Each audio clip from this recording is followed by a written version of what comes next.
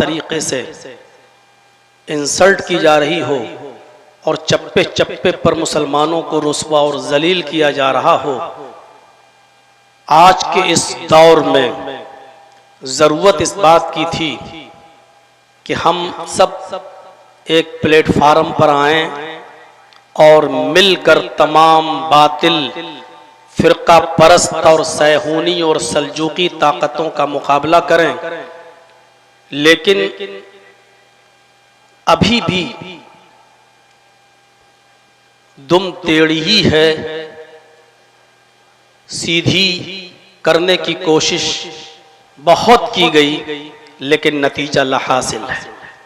अल्लाह रब्बुल आलमीन इस कौम को अक्ल सलीम अता फरमाए और हम सबको मिलजुल कर और इज्तिमाइयत के साथ रहने की तौफीक अता फरमाए।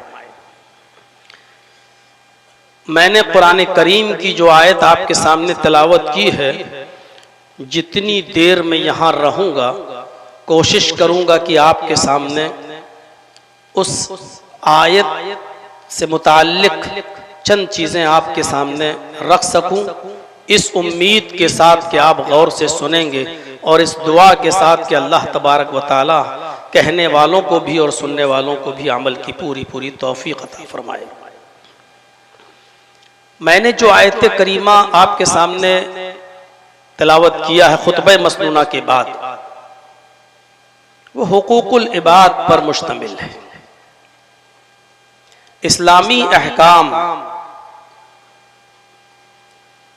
की दो किस्में हैं, एक का ताल्लुक हुकूकुल्लाह से है और एक का ताल्लुक हुकूकुल इबाद से है। हुकूकुल्लाह की अपनी एक हैसियत है, हुकूकुल इबाद की अपनी एक हैसियत है। और फिर एक बात को गिरह बांध लीजिएगा कि हुकूकुल्लाह में अगर कुछ कमी हो जाए, कोई कोताही हो जाए, कोई सुस्ती हो जाए, कोई गफलत हो जाए, तो अल्लाह तबारक व तआला को इख्तियार है, चाहे तो अपने बंदे को उस पर सजा दे या चाहे तो अपने बंदे को उस पर माफ कर दे, नजरअंदाज कर दे। हुकूकुल्लाह का ताल्लुक अल्लाह की जात से है, अगर उसमें कुछ कमी और बेशी होती है तो अल्लाह को इख्तियार है, वो चाहे तो अपने बंदे को उस पर अजाब दे या चाहे तो वो उसको माफ कर दे। लेकिन हुकूकुल इबाद का ताल्लुक बंदों से, और ये बड़ा अजीब मामला है। खुद नबी अकरम सल्लल्लाहु अलैहि वसल्लम ने इसकी वजाहत फरमा दी है कि अगर आपका हुकूकुल इबाद में कुछ लग़्ज़िश होती है, कमी होती है, आपकी कोताही होती है आपसे, कमी होती है आपसे, तो अल्लाह तबारक व तआला भी उस वक्त तक आपको माफ नहीं करेगा जब तक कि जिसके ताल्लुक से आपने कमी की है, कोताही की है, जब तक वो बंदा आपको माफ न कर दे, अल्लाह तबारक व तआला भी माफ नहीं करेगा। आज मैं हुकूकुल इबाद के ताल्लुक से कुछ बातें आपके सामने रखना चाहता हूं। चाहे कितने बड़े तहज्जुद गुजार बने रहिए, फजर की नमाज आपकी जमात के साथ भले ही न छूटती हो, तकबीर तहरीमा ही आपकी क्यों न आपको बराबर मिलती हो और उसमें पहली सफ में आप शामिल रहते हो, कभी फौत ना होती हो, लेकिन याद रखिएगा अगर हुकूकुल इबाद में हमारी कमी हो रही है और हम हुकूकुल इबाद के मामले में सुस्त हैं, तो हमारी इबादतों का कोई फायदा नहीं है। अभी वाकयात और दलाइल आपके सामने बाद में आएंगे।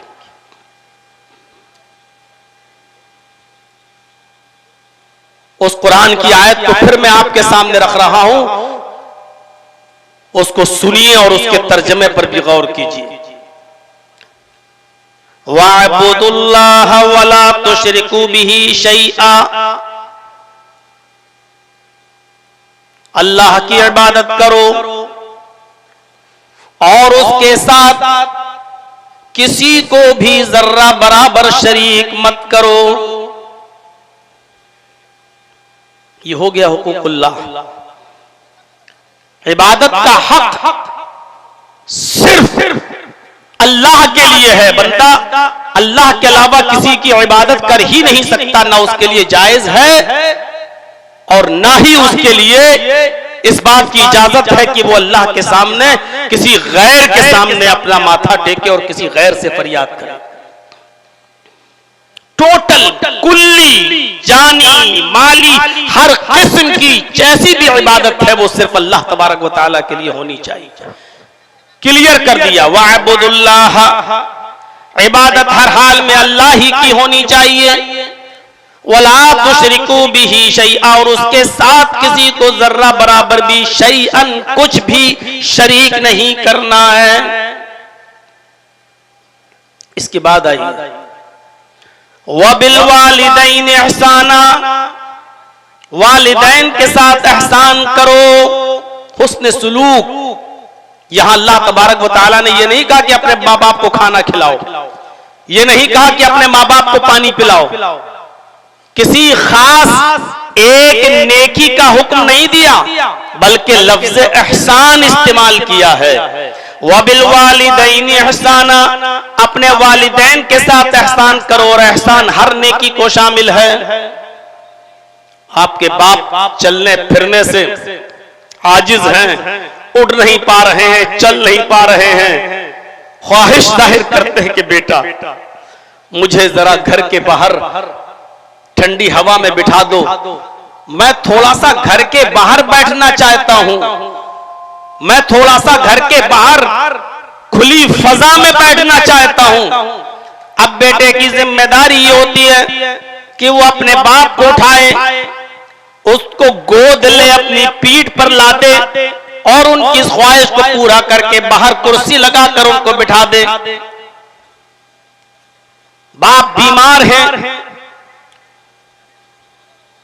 अच्छा से अच्छा और बेहतर से बेहतर उनका इलाज कराए, भूखे हैं तो उनको खाना खिलाए। गर्ज ये कि नेकियों की जितनी भी कैटेगरीज, क्वालिटीज हो सकती हैं और नेकियों में जो जो चीजें शामिल हैं वो सारी की सारी एहसान के अंदर शामिल हैं। वबिल वालिदैन एहसाना, और अपने वालिदैन के साथ एहसान करो। और यही एहसान के बाद वाव आतिफा के जरिए और भी चीजें पेश की जा रही हैं। वबिज़िल कुर्बा वल यतामा वल मसाकीन वल जारिज़िल कुर्बा वल जारिल जुनुब वस्साहिबि बिल जंबि वब्निस सबील वमा मलकत अयमानुकुम, अपने कराबतदारों के साथ एहसान करो। वबिज़िल कुर्बा, अपने कराबतदारों के साथ एहसान करो। वल यतामा, यतीमों के साथ एहसान करो। वल मसाकीन, और मिस्कीनों के साथ भी एहसान करो। वल जारिज़िल कुर्बा, और अपने कराबतदार हमसाया के साथ भी एहसान करो। वल जारिल जुनुब, अजनबी हमसाया के साथ भी एहसान करो। वस्साहिबि बिल जंबी, अपनी पहलू के साथी के साथ भी एहसान करो। वब्निस सबील, मुसाफिर के साथ भी अच्छा सुलूक करो। हुस्ने सुलूक उसके साथ भी होना चाहिए। वमा मलकत अयमानुकुम, और जिनके तुम मालिक हो यानी अपने गुलामों और मातहतों के साथ भी तुम एहसान करो। वल जारिज़िल कुर्बा, हमसाया कराबतदार। वल जारिल जुनुब, अजनबी हमसाया। बाज़ मुफस्सिरीन ने लिखा है उन पड़ोसियों के साथ भी एहसान करो जिनसे तुम आशना हो, जिनको तुम जानते हो, जिनसे तुम्हारे अच्छे असरो रुसूख हैं और जिनसे तुम हर वक्त उठते बैठते हो, जिनके साथ जिनको तुम पहचानते हो उनके साथ भी अच्छा सुलूक करो, और अजनबी लोगों के साथ भी अच्छा सुलूक करो जिनको तुम नहीं जानते हो लेकिन वो तुम्हारे पड़ोस में है, अजनबी है, जिनसे तुम आशना नहीं हो, लेकिन उनके साथ भी तुम अच्छा सुलूक करो। बात हमारे मुफस्सिरीन ने इसकी तशरीह में यह भी लिखा है कि कराबतदार चाहे मुसलमान, पड़ोसी आपका चाहे मुसलमान हो तब भी उसके साथ अच्छा सुलूक करो, और अगर आपका पड़ोसी गैर मुस्लिम है तब भी उसके साथ अच्छा सुलूक करो। वल जारिल कुर्बा वल जारिल जुनुब की यह भी तशरीह की गई है, यह भी एक मायना बयान किया गया है।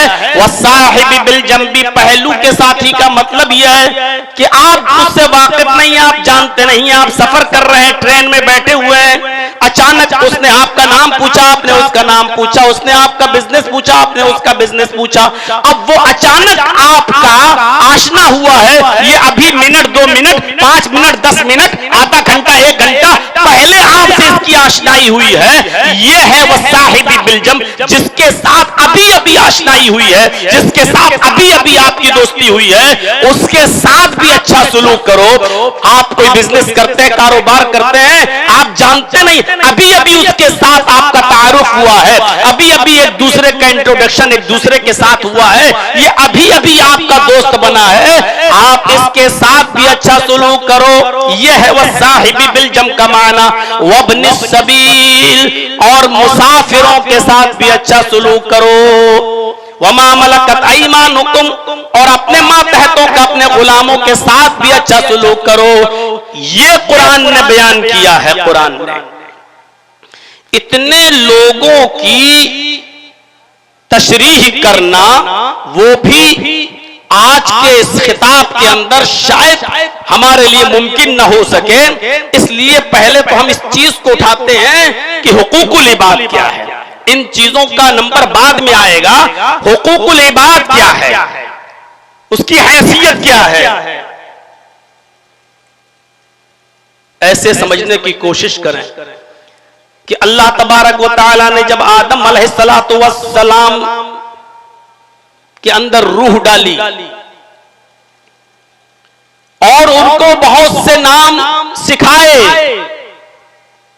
उनकी अज़मत और उनके मकाम को बुलंद रखने के लिए अल्लाह तबारक व तआला ने फरिश्तों को हुक्म दिया,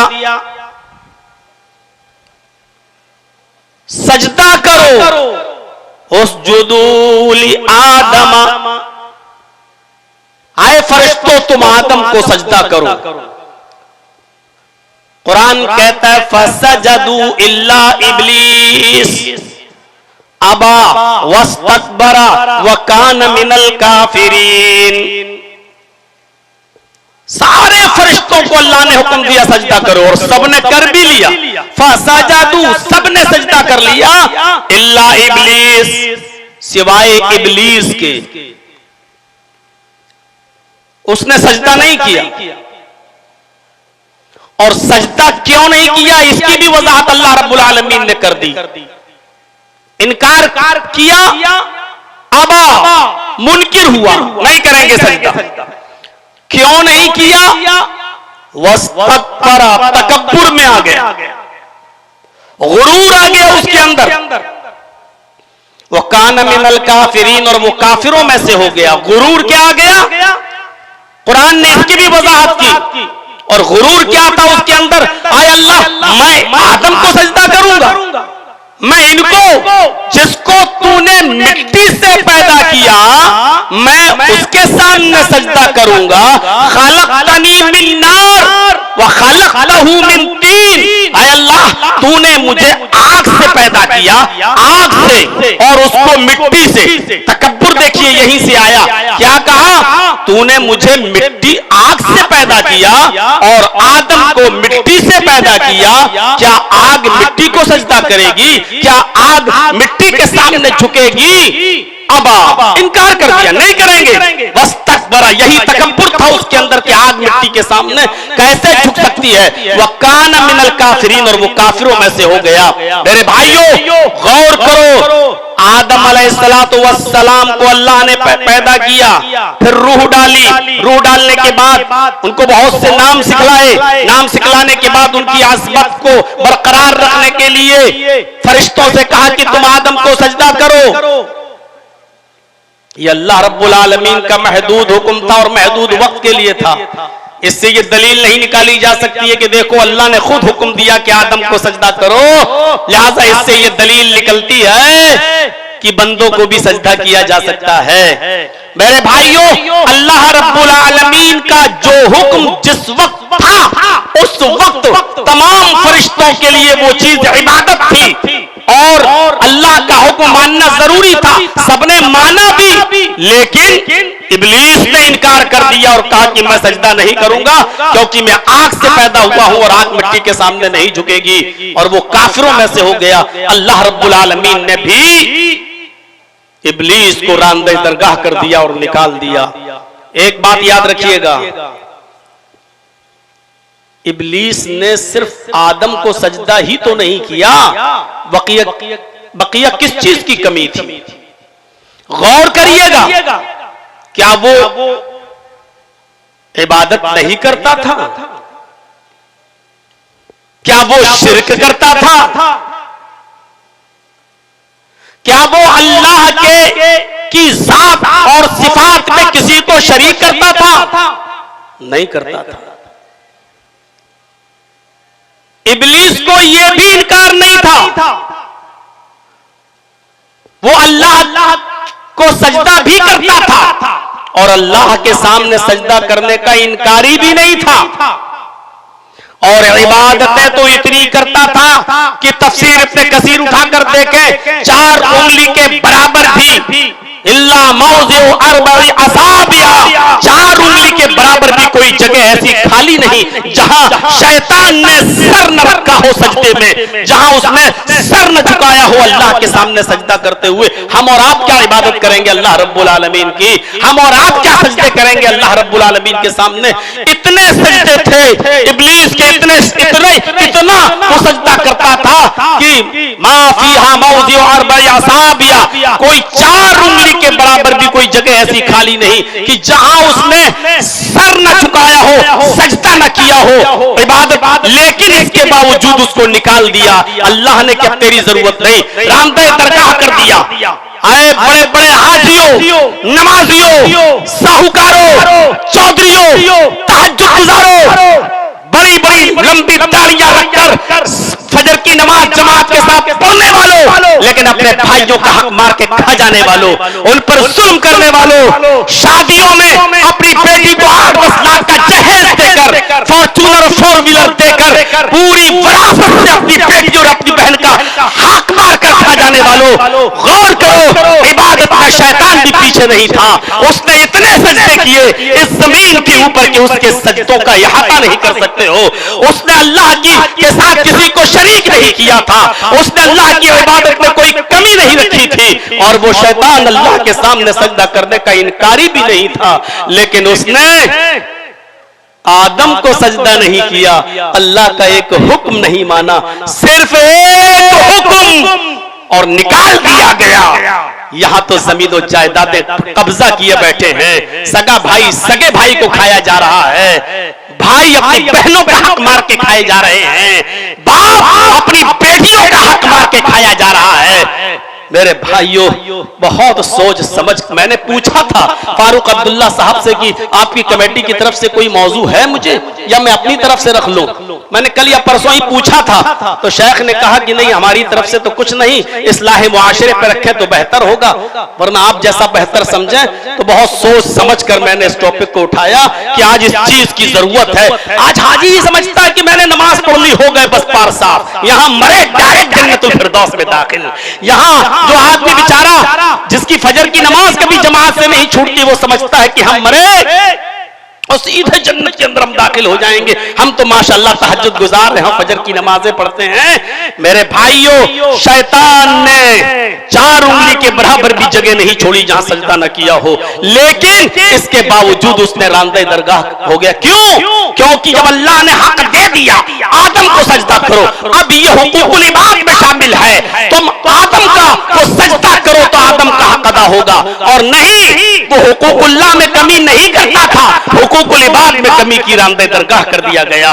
वो अल्लाह के सामने सजदे में कमी नहीं करता था, लेकिन उसने आदम का हक अदा नहीं किया, निकाल दिया गया।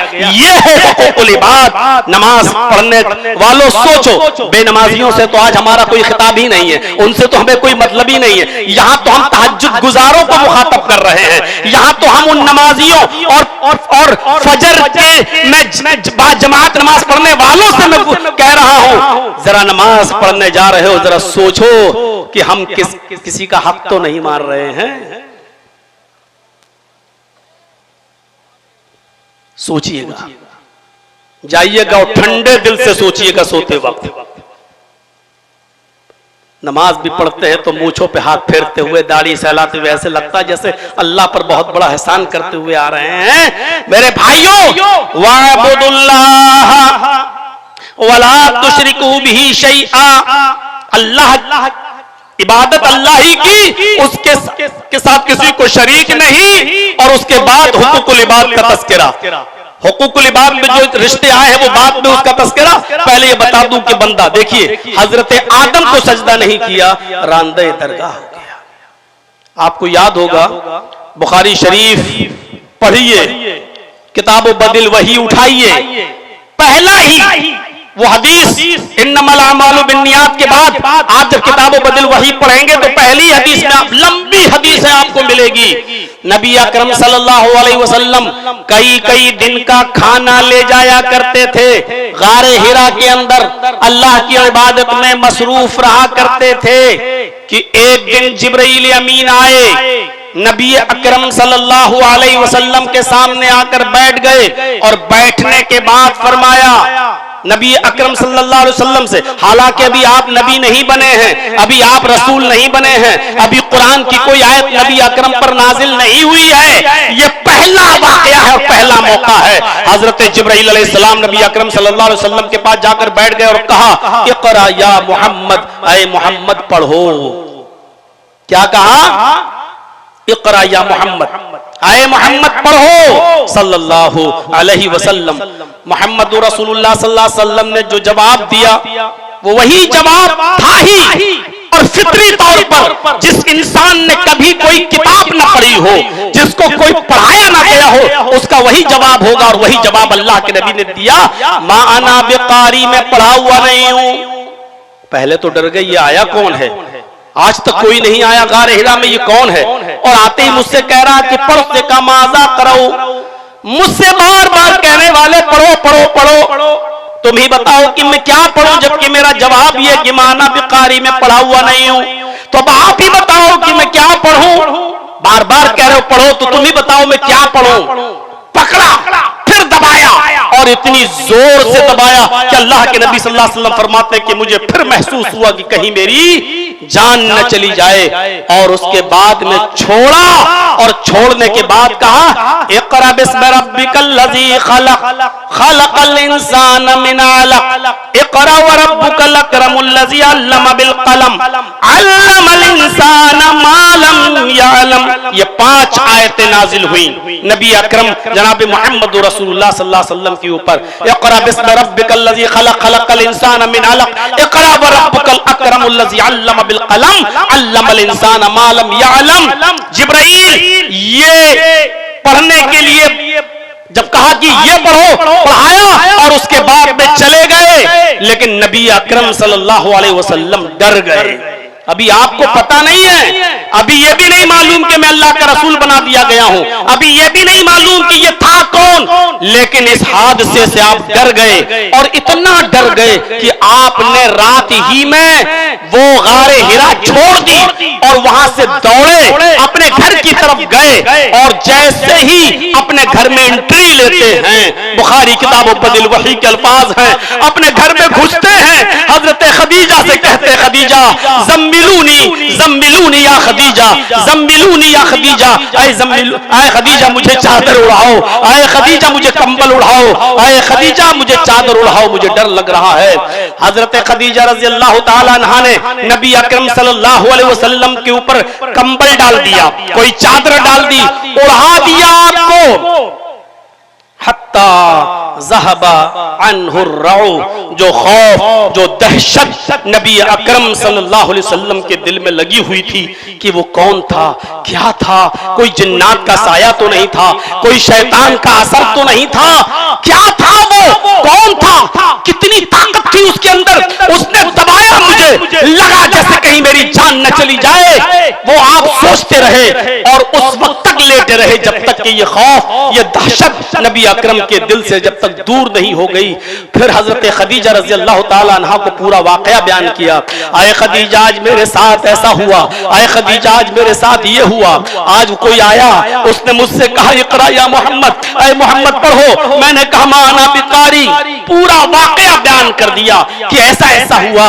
खदीजा उसने इतनी तेज दबाया कि मुझे लगा कि कहीं मेरी जान न चली जाए। लक़द खशीतु अला नफ्सी, खदीजा मुझे अपनी जान के जाने का डर है, मुझे डर लग रहा है कि कोई शैतान तो नहीं, कोई जिन्नात का साया तो नहीं, क्या है, मुझे अपनी जान का खतरा है, मुझे अपनी जान के जाने का खदशा लग रहा है। मेरे भाइयों, हजरत खदीजा को जब ये पूरा वाकया बयान किया तो हजरत खदीजा रज़ी अल्लाह ताला अन्हा ने नबी अकरम के जो औसाफ बयान किए, आपके बारे में जो कुछ बताया, जो कुछ बयान किया, उसको सुनिए। फरमाया कल्ला वल्लाहि ला युख़ज़ीकल्लाहु अबदा इन्नका लतसिलुर रहिम व तहमिलुल कल्ला व तक्सिबुल मादूम व तक़रिज़ ज़ाइफ़ व तुईनु अला नवाइबिल हक़। मेरे भाइयों, ये औसाफ हमीदा बयान की हजरत खदीजा रज़ी अल्लाह ताला अन्हा ने नबी अकरम के। ये वस्फ, ये विशेषताएं, ये औसाफ मुहम्मदुर रसूलुल्लाह के अंदर उस वक्त भी थे जब आप नबी नहीं बने थे। मेरे भाइयों, फिर नबी बन जाने के बाद, रसूल बन जाने के बाद आपने इन रिश्तेदारियों और इन हुकूक को कितना अदा किया होगा। जब रिसालत से पहले, नबुव्वत से पहले जब नबी अकरम का ये हाल था, गौर करो, हजरत खदीजा ने कहा नहीं, ऐसा कैसे हो सकता है, आपको अपनी जान का खतरा क्यों है, आप क्यों डर रहे हैं, आपके ऊपर कोई जिन्नात, कोई शैतान कैसे हमला कर सकता है। नहीं, ला युज़ीकल्लाहु अबदा, अल्लाह आपको कभी रुस्वा नहीं करेगा, अल्लाह आपको कभी ज़ाय नहीं करेगा। क्यों नहीं करेगा, उसका रीजन बताया है, उसकी वजह बताई है। इन्नका लतसिलुर रहीम, आप तो रिश्तेदारियों को जोड़ते हैं, आप तो कराबतदारों का ख्याल रखते हैं, आप तो रिश्तेदारियों को मिलाते हैं। रिश्तेदारियों को काटने वालों सुनो, ये पहला वस्फ हज़रत खदीजा ने बयान किया और ये नबी अकरम के अंदर पहला वस्फ उस वक्त भी मौजूद था जब आप नबी नहीं बने थे, जब आप रसूल नहीं हुए थे। गौर कीजिए, जिस नबी की तालीम, जिस नबी का मामूल ये रहा हो, आदत नबी बनने से पहले रिश्तेदारियों को जोड़ने की रही हो, नबी बनने के बाद उसने रिश्तेदारियों के मकाम और मर्तबे को कितना बुलंद किया होगा और कितना ऊंचा किया होगा। इन्नका लतसिलुर रहीम, आप तो रिश्तेदारियों को जोड़ते हैं। व तहमिलुल कल्ला, आप तो बेकसों का बोझ उठाते हैं, जो बोझ से दबा जा रहा है आप उसका बोझ अपने सर पर लाद लेते हैं और उसको उसके घर तक पहुंचा देते हैं।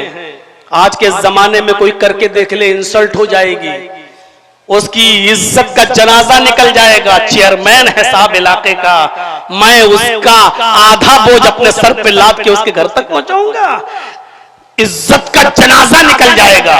अरे ऐसा कैसे हो सकता है कि मैं उसका बोझ अपने सर पे ला दूं। तहमिलुल कल्ला, तो बेकसों का बोझ उठाते हैं। व तक्सिबुल मादूम, आप तो मोहताजों को कमाकर खिलाते हैं, आप उनके काम आते हैं।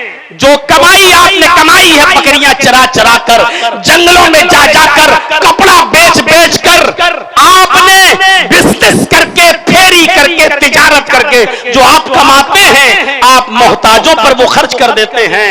आप तो मोहताजों को खाना खिलाते हैं, आप तो उनको कमा कर देते हैं। व तक़रिज़, आपके अंदर चौथी खूबी है कि आपके घर से कोई मेहमान भूखा नहीं जाता है, आप तो मेहमान नवाजी करते हैं। आप खुद भूखे रह जाते हैं लेकिन मेहमान की मेहमान नवाजी में कमी नहीं आने देते। व तुईनु अला नवाइबिल हक, मुश्किल हालात में भी आप अम्रे हक का साथ देते हैं, सच्ची बात का साथ देते हैं। राहे गुमगश्ता को आप रास्ता दिखाते हैं, उसको उसकी मंजिल तक पहुंचाते हैं। मेरे प्यारे साथियों, गौर करो, हजरत खदीजा ने ये नहीं कहा कि आप तो अल्लाह की बहुत इबादत करते हैं, कई कई दिन का खाना ले जाते हैं और आप तो अल्लाह की इबादत में लगे रहते हैं, आप तो सिर्फ उसी के सामने सजदा करते हैं। ये खूबी बयान नहीं की। हजरत खदीजा ने कहा आपको अल्लाह ज़ाय कर ही नहीं सकता, आपको अल्लाह रुसवा कर ही नहीं सकता, आपको अल्लाह बर्बाद कर ही नहीं सकता। और उसकी वजह यह है कि आप अल्लाह के बंदों के साथ आप हुकूकुल इबाद का लिहाज रखते हैं, ख्याल करते हैं। आप अल्लाह के बंदों के साथ अच्छा सुलूक रखते हैं, रिश्तेदारी को जोड़ते हैं, बेकसों का बोझ उठाते हैं, मोहताजों को खाना खिलाते हैं, मेहमान नवाजी करते हैं और मुश्किल हालात में अमरे हक का साथ देते हैं। ये खूबियां आपके अंदर हैं, तो फिर आपको अल्लाह बर्बाद कैसे कर सकता है, आपको अल्लाह ज़ाहिर कैसे कर सकता है। मेरे प्यारे साथियों, अंदाजा लगाइए, ये है हुकूकुल इबाद। नबी अकरम जनाब बुखारी की रिवायत ही है, हजरत मोहम्मद रसूलुल्लाह सल्लल्लाहु अलैहि वसल्लम ने एक मर्तबा मजलिस में तमाम सहाबा से जब पूछा तो यही तो कहा था, मन अस्बह मिनकुमुल यौमा साइमन, आज कौन ऐसा शख्स है जिसने सुबह इस हाल में की कि वो रोजे से हो, नफली रोजे के बारे में। तो अबू बकर सिद्दीक ही उठे थे। फिर आपने कहा कि मन अस्बह मिनकुम, आज किसने सुबह इस हाल में की कि उसने किसी मिस्कीन को और मोहताज को खाना खिलाया हो।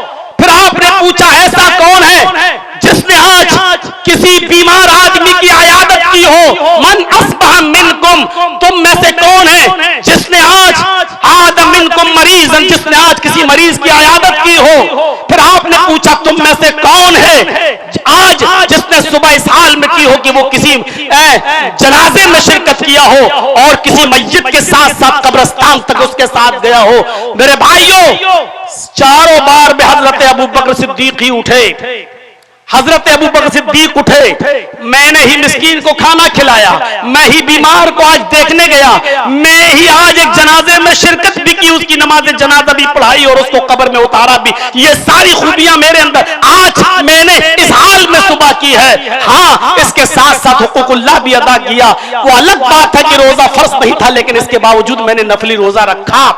एक काम था सिर्फ नफली रोजा, बकिया तीनों चीजें जो बताई वो हुकूकुल लिबास से ताल्लुक रखती है। तो अल्लाह के नबी सल्लल्लाहु अलैहि वसल्लम ने क्या फरमाया, जिसने सुबह इस हाल में की वो जन्नत में मेरे साथ होगा, वो जन्नत में दाखिल होगा। आए अबू बकर तुम जन्नत के अंदर दाखिल होगे। मेरे प्यारे साथियों, गौर करो, हुकूकुल इबाद की ये अहमियत है, हुकूकुल इबाद का ये मकाम और ये मर्तबा है। आज हम क्या हुकूकुल इबाद का ख्याल रख रहे हैं? जाइएगा, सोचिएगा हमारा पड़ोसी के साथ क्या मामला है। हुकूकुल इबाद में सिर्फ इतना ही नहीं आता है, गैर मुस्लिमों के साथ क्या सलूक है, मुसलमानों के साथ क्या सलूक है, मुस्लिम कैदियों के साथ क्या सलूक है, औरतों के साथ क्या सलूक है, बीवियों के साथ क्या सलूक है, बेवाओं के साथ क्या हमारा सलूक है, यतीमों के साथ क्या हमारा सलूक है, गैर मुस्लिमों के साथ क्या हमारा सलूक है। अरे शरीयत ने तो जानवरों तक के हुकूक बयान किए हैं। और पढ़िएगा जानवरों के चैप्टर को खोल के, अल्लाह के नबी सल्लल्लाहु अलैहि वसल्लम ने यहां तक मुतय्यन किया है कि अगर कोई जानवर तुम पाले हुए हो और खेत जोतने का काम लेते हो उससे, खेती बाड़ी का, तो उसके ऊपर कितना बोझ लाद सकते हो और कितनी देर उससे काम करा सकते हो और कितनी दूर बैठकर उस पर सफर कर सकते हो और उसके ऊपर कितना बोझ लाद सकते हो। ये सारी चीजें शरीयत में मौजूद हैं और शरीयत इससे भरी पड़ी हुई है। जो शरीयत जानवरों तक के हुकूक में कमी न होने देती हो और हमें हुक्म देती हो कि जानवरों के साथ भी अच्छा सलूक हो, वो हुकूकुल इबाद के मामले में कितनी मेरे भाइयों चौकस होगी और हमारे ऊपर कितना भार डाल रही होगी कि तुम हुकूकुल इबाद का ख्याल रखो। वो हदीस तो आपने सुनी होगी, हदीस कुदसी है मुस्लिम शरीफ की। 20 मरतबा आपने अपने इलाके के उलमा से सुना होगा, 20 मरतबा आपने अपने इलाके के उलमा से सुना होगा। हदीस कुदसी है वो। हदीस कुदसी कहते ही उसी को है जिसमें अल्लाह के नबी सल्लल्लाहु अलैहि वसल्लम ये कहें कि अल्लाह फरमाता है, नबी अकरम सल्लल्लाहु अलैहि वसल्लम कहें कि अल्लाह ने फरमाया, वो हदीस कुदसी कहलाती है। क़यामत के दिन अल्लाह रब्बुल आलमीन एक शख्स को बुलाएगा, सीधे उससे यही सवाल करेगा। मुस्लिम शरीफ की हदीस, आए मेरे बंदे, दुनिया में मैं भूखा था, तूने मुझे खाना क्यों नहीं खिलाया? कैसा लग रहा है? वो अल्लाह जो खाने और पीने से पाक हो, जो न खाता हो न पीता हो, और यह अकीदा तौहीद का एक हिस्सा है। जो अल्लाह को खाने और पीने वाला मानता है वो मुसलमान नहीं हो सकता है। यह अकीदा होना चाहिए। अल्लाह न खाता है न पीता है न सोता है। ला ताखुज़हु सिनतुन वला नौम, उसको ऊंघ तक नहीं आती, नींद तो बहुत दूर की बात। ऊंघ तो जानते ही है ना, और ना जानते हो तो जुमे के दिन चले जाइएगा मस्जिद में, जाते ही होंगे। और कोई मौलाना साहब बेचारे सीधी सीधी तकरीर कर रहे हो, जैसे किताब पढ़ी जाती हो उस अंदाज में समझा रहे हो, तो ये उसको ये भी नहीं आती। लेकिन कयामत के दिन अल्लाह एक इंसान को बुलाएगा, इधर आओ, उससे कहेगा दुनिया में मैं भूखा था, तूने मुझे खाना क्यों नहीं खिलाया? और उस आदमी का जवाब भी यही होगा, आय अल्लाह तुझे कौन खिलाएगा और कैसे खिला सकता है? तू तो खाता ही नहीं। आय अल्लाह तू तो सारी कायनात को खिलाने पिलाने वाला है, फिर तू कैसे?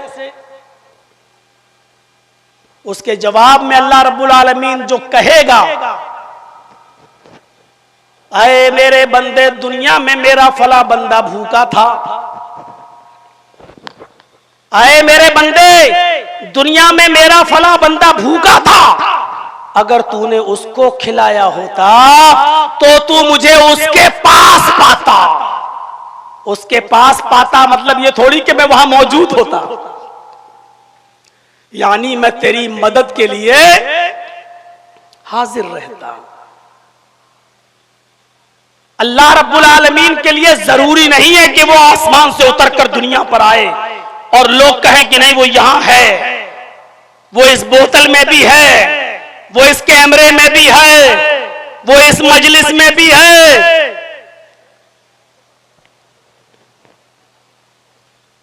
अल्लाह आसमान पर है, सुम्मस्तवा अलल अर्श, वो अर्श पर है। हाँ, उसका इल्म हर जगह है, वो अपने इल्म के एतबार से हर जगह। मेरे बंदे, अगर तूने उसको खिलाया होता तो तू मुझे उसके पास पाता है, नहीं मैं तेरी मदद करता। जब तू उसका नहीं हुआ तो मैं तेरा नहीं हुआ, क्यों तेरी मदद करूं? कितनी बड़ी हुकूकुल इबाद की तरफ इशारा कर रही है यह हदीस। एक भूखे को खाना खिलाना, खिलाना ही नहीं, दूसरों को उभारना भी। अरे मोहताजों को, मिस्कीनों को खाना खिलाओ, ये शरीयत का एक हिस्सा है। वला यहुद्दु अला तामिल मिस्कीन, ये वो शख्स है जो लोगों को, फकीर मोहताज और भूखों को खाना खिलाने के लिए उकसाता नहीं था, उभारता नहीं था। कुरान पढ़िए, फवई काना वला यहुद्दु अला तामिल मिस्कीन, ये वो शख्स है जो मोहताज को, मिस्कीनों को खाना खिलाता नहीं था। ये नहीं, दूसरों को खिलाने के लिए उभारता नहीं था, उकसाता नहीं था। खिलाना भी है और दूसरों को उभारना भी है भाई। भूखों को खाना खिलाओ, मोहताजों को खाना खिलाओ। मेरे भाइयों, अगर कोई काम कोई गैर मुस्लिम कर रहा है तो सिद्क दिल से उसका एतराफ करना चाहिए। सिखों के गुरुद्वारे में चले जाओ, हर संडे को कितना बड़ा वो बेचारे कितना बड़ा वो लगाते हैं, भोज का इंतजाम करते हैं, खाने पीने का इंतजाम करते हैं, लंगर लगाते हैं। कोई भी आ जाए उनके दस्तरखान पर बैठकर वो हर संडे को खाना भी खिलाते हैं। चले जाइए चांदनी चौक पर और चले जाइए आप मेरे भाइयों, नांदेड़ जिसका पूरा नाम है हुजूर साहब का नांदेड़, आप वहां चले जाइए जहां लाइन लगी रहती है रिक्शे वालों की और लाइन लगी रहती है गरीबों की, और वहां तो बड़े बड़े अमीर भी चले जाते हैं और खा के आते हैं। अगर खाना गरीब और मिस्कीनों के लिए कोई खिला रहा है, लंगर का इंतजाम कर रहा है, अगर किसी के अंदर ये अच्छी सिफत है तो खुलकर उसका एतराफ भी करना चाहिए। जो काम मुसलमानों के लिए थे कि वो मिस्कीनों को खाना खिलाएं, मोहताजों को खाना खिलाएं, फकीरों को खाना खिलाएं, आज ये सिफत उनके अंदर से निकल गई। एक मौके पर खाना, बस शादी होगी तो डटकर बारातियों को भी खिलाएंगे। अरे नाक कट जाएगी, इनको पहले खिलाओ, नहीं तो जिंदगी भर मेरी बेटी को ताने सुनना पड़ेंगे। या फिर वलीमे के मौके पर, लेकिन मिस्कीनों को और फकीरों को नहीं। अल्लाह एक दूसरे शख्स को बुलाएगा और उससे भी कहेगा, आए मेरे बंदे, दुनिया में मैं प्यासा था, तूने मुझे पानी क्यों नहीं पिलाया? कैसा लग रहा है? अल्लाह कहेगा कि मेरे बंदे में प्यासा था, तूने मुझे पानी क्यों नहीं पिलाया? हालांकि वो पीता भी नहीं है। बंदा कहेगा, अल्लाह तुझे कैसे पिला सकते हैं, तू तो इन चीजों से पाक है। अरे अल्लाह, तू सारी कायनात को पिलाने वाला था, तू तो खुद पीता नहीं है, फिर मैं तुझे पानी कैसे पिलाऊं? अल्लाह कहेगा, मेरे बंदे, दुनिया में तेरी चौखट पर मेरा बंदा गया था, प्यास की वजह से तड़प रहा था, तूने उसको पानी पिलाया होता, तूने उसको पानी पिलाया होता तो मुझे तू अपने पास पाता, यानी मैं तेरी मदद करता, मैं तेरे काम आता। तूने मेरे बंदे को पानी नहीं पिलाया, मैंने भी तेरी मदद नहीं की, क्या तेरी मदद करूं? तीसरे हिस्से पर नजर रखिए, कोई चीज छोड़ी ही नहीं है। इंसान को इन चीजों की बुनियादी तौर पर जरूरत है, खाने की, पीने की। हम लोग भी बोलते हैं कपड़ा, लत्ता, मकान। तीसरा सवाल तीसरे शख्स से, आए मेरे बंदे, दुनिया में मैं नंगा था, तूने मुझे कपड़ा क्यों नहीं पहनाया? जुमला देखिए, मेरे बंदे, दुनिया में मैं नंगा था, तूने मुझे कपड़ा क्यों नहीं पहनाया? अल्लाह, तू तो सारी कायनात को पहनाता है, तू तो इन चीजों से पाको साफ है, तुझे कैसे पहनाए कोई? तू तो सबको पहनाने वाला है। तशबीह होती है, दी जाती है। एक दूसरी हदीस कुदसी में खुद अल्लाह के रसूल ने फरमाया कि अल्लाह फरमाता है, अल इज़्ज़ु इज़ारी वल किब्रियाउ रिदाई फमन नाज़ानी फी कुल्लि वाहिदिन मिनहुमा फक़द अज़्ज़बतुहु अज़ाबन शदीदा। यह भी मुस्लिम शरीफ की हदीस है। यहां अल्लाह ताला ने खुद दो कपड़ों का लफ्ज इस्तेमाल किया। मेरे बंदों, मैं भी दो कपड़े पहनता हूं। अल इज़्ज़ु इज़ारी, इज्जत मेरी लुंगी है, वल किब्रियाउ रिदाई, तकब्बुर मेरी चादर है। तुम जिस तरह कपड़े पहनते हो, मैं भी कपड़े पहनता हूं, लेकिन तशबीह क्या दी? अल इज़्ज़ु इज़ारी, इज्जत मेरी लुंगी है। कोई आदमी अपने आप को दुनिया में अजीज बनने की कोशिश ना करे, मैं सबसे बड़ा इज्जत वाला। कोई आदमी दुनिया में अपने आप को मुतकब्बिर न बनाए, मैं कुछ हूं, मैं ये हूं, मैं वो हूं। कभी कभी फोन पे, तुम अभी मालूम है तुम किससे बात कर रहे हो, जानते हो मैं कौन बोल रहा हूं? यही है वो तकब्बुर। अल्लाह कहता है ये दोनों चीजें मेरे लिए हैं, अल-इज़्ज़ु इज़ारी वल किब्रियाउ रिदाई, इज्जत मेरी लुंगी है, वल किब्रियाउ रिदाई, और तकब्बुर मेरी चादर। इन दोनों कपड़ों को मैं भी पहने हुए हूं। फमन नाज़ानी फी कुल्लि वाहिदिन मिनहुमा, ये दोनों चीजें मेरे लिए हैं। अगर इन दोनों चीजों में से कोई एक चीज भी अगर मेरे किसी बंदे ने मुझसे छीनने की कोशिश की, फमन नाज़ानी फी कुल्लि वाहिदिन मिनहुमा, इन दोनों में से कोई एक चीज भी मुझसे छीनने की कोशिश की, फक़द अज़्ज़बतुहु, बस इतना नहीं कहा कि मैं उसको अजाब दूंगा, फक़द अज़्ज़बतुहु अज़ाबन शदीदा, मैं उसको दर्दनाक सख्त अज़ाब दूंगा।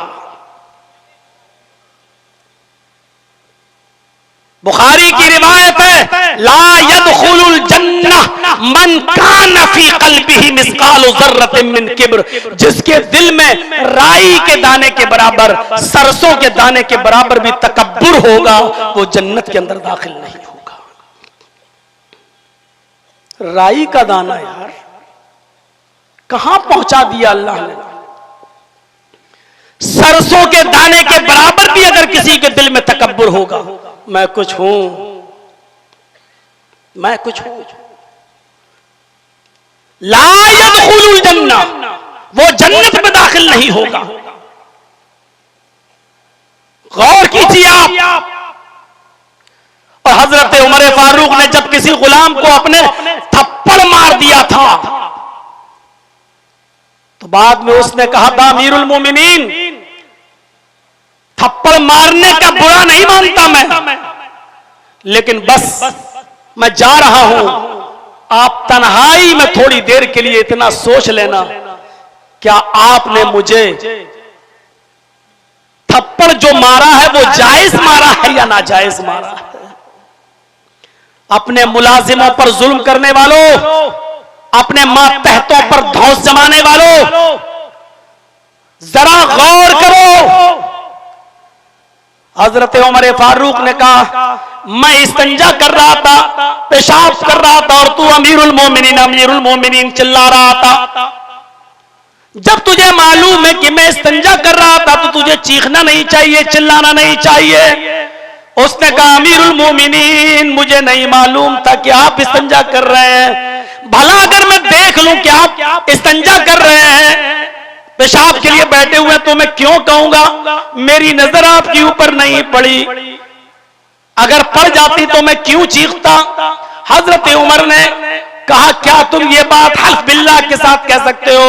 उसने कहा, मैं अल्लाह की कसम खाकर कहता हूं कि मुझे नहीं मालूम कि आप इस्तंजा कर रहे थे।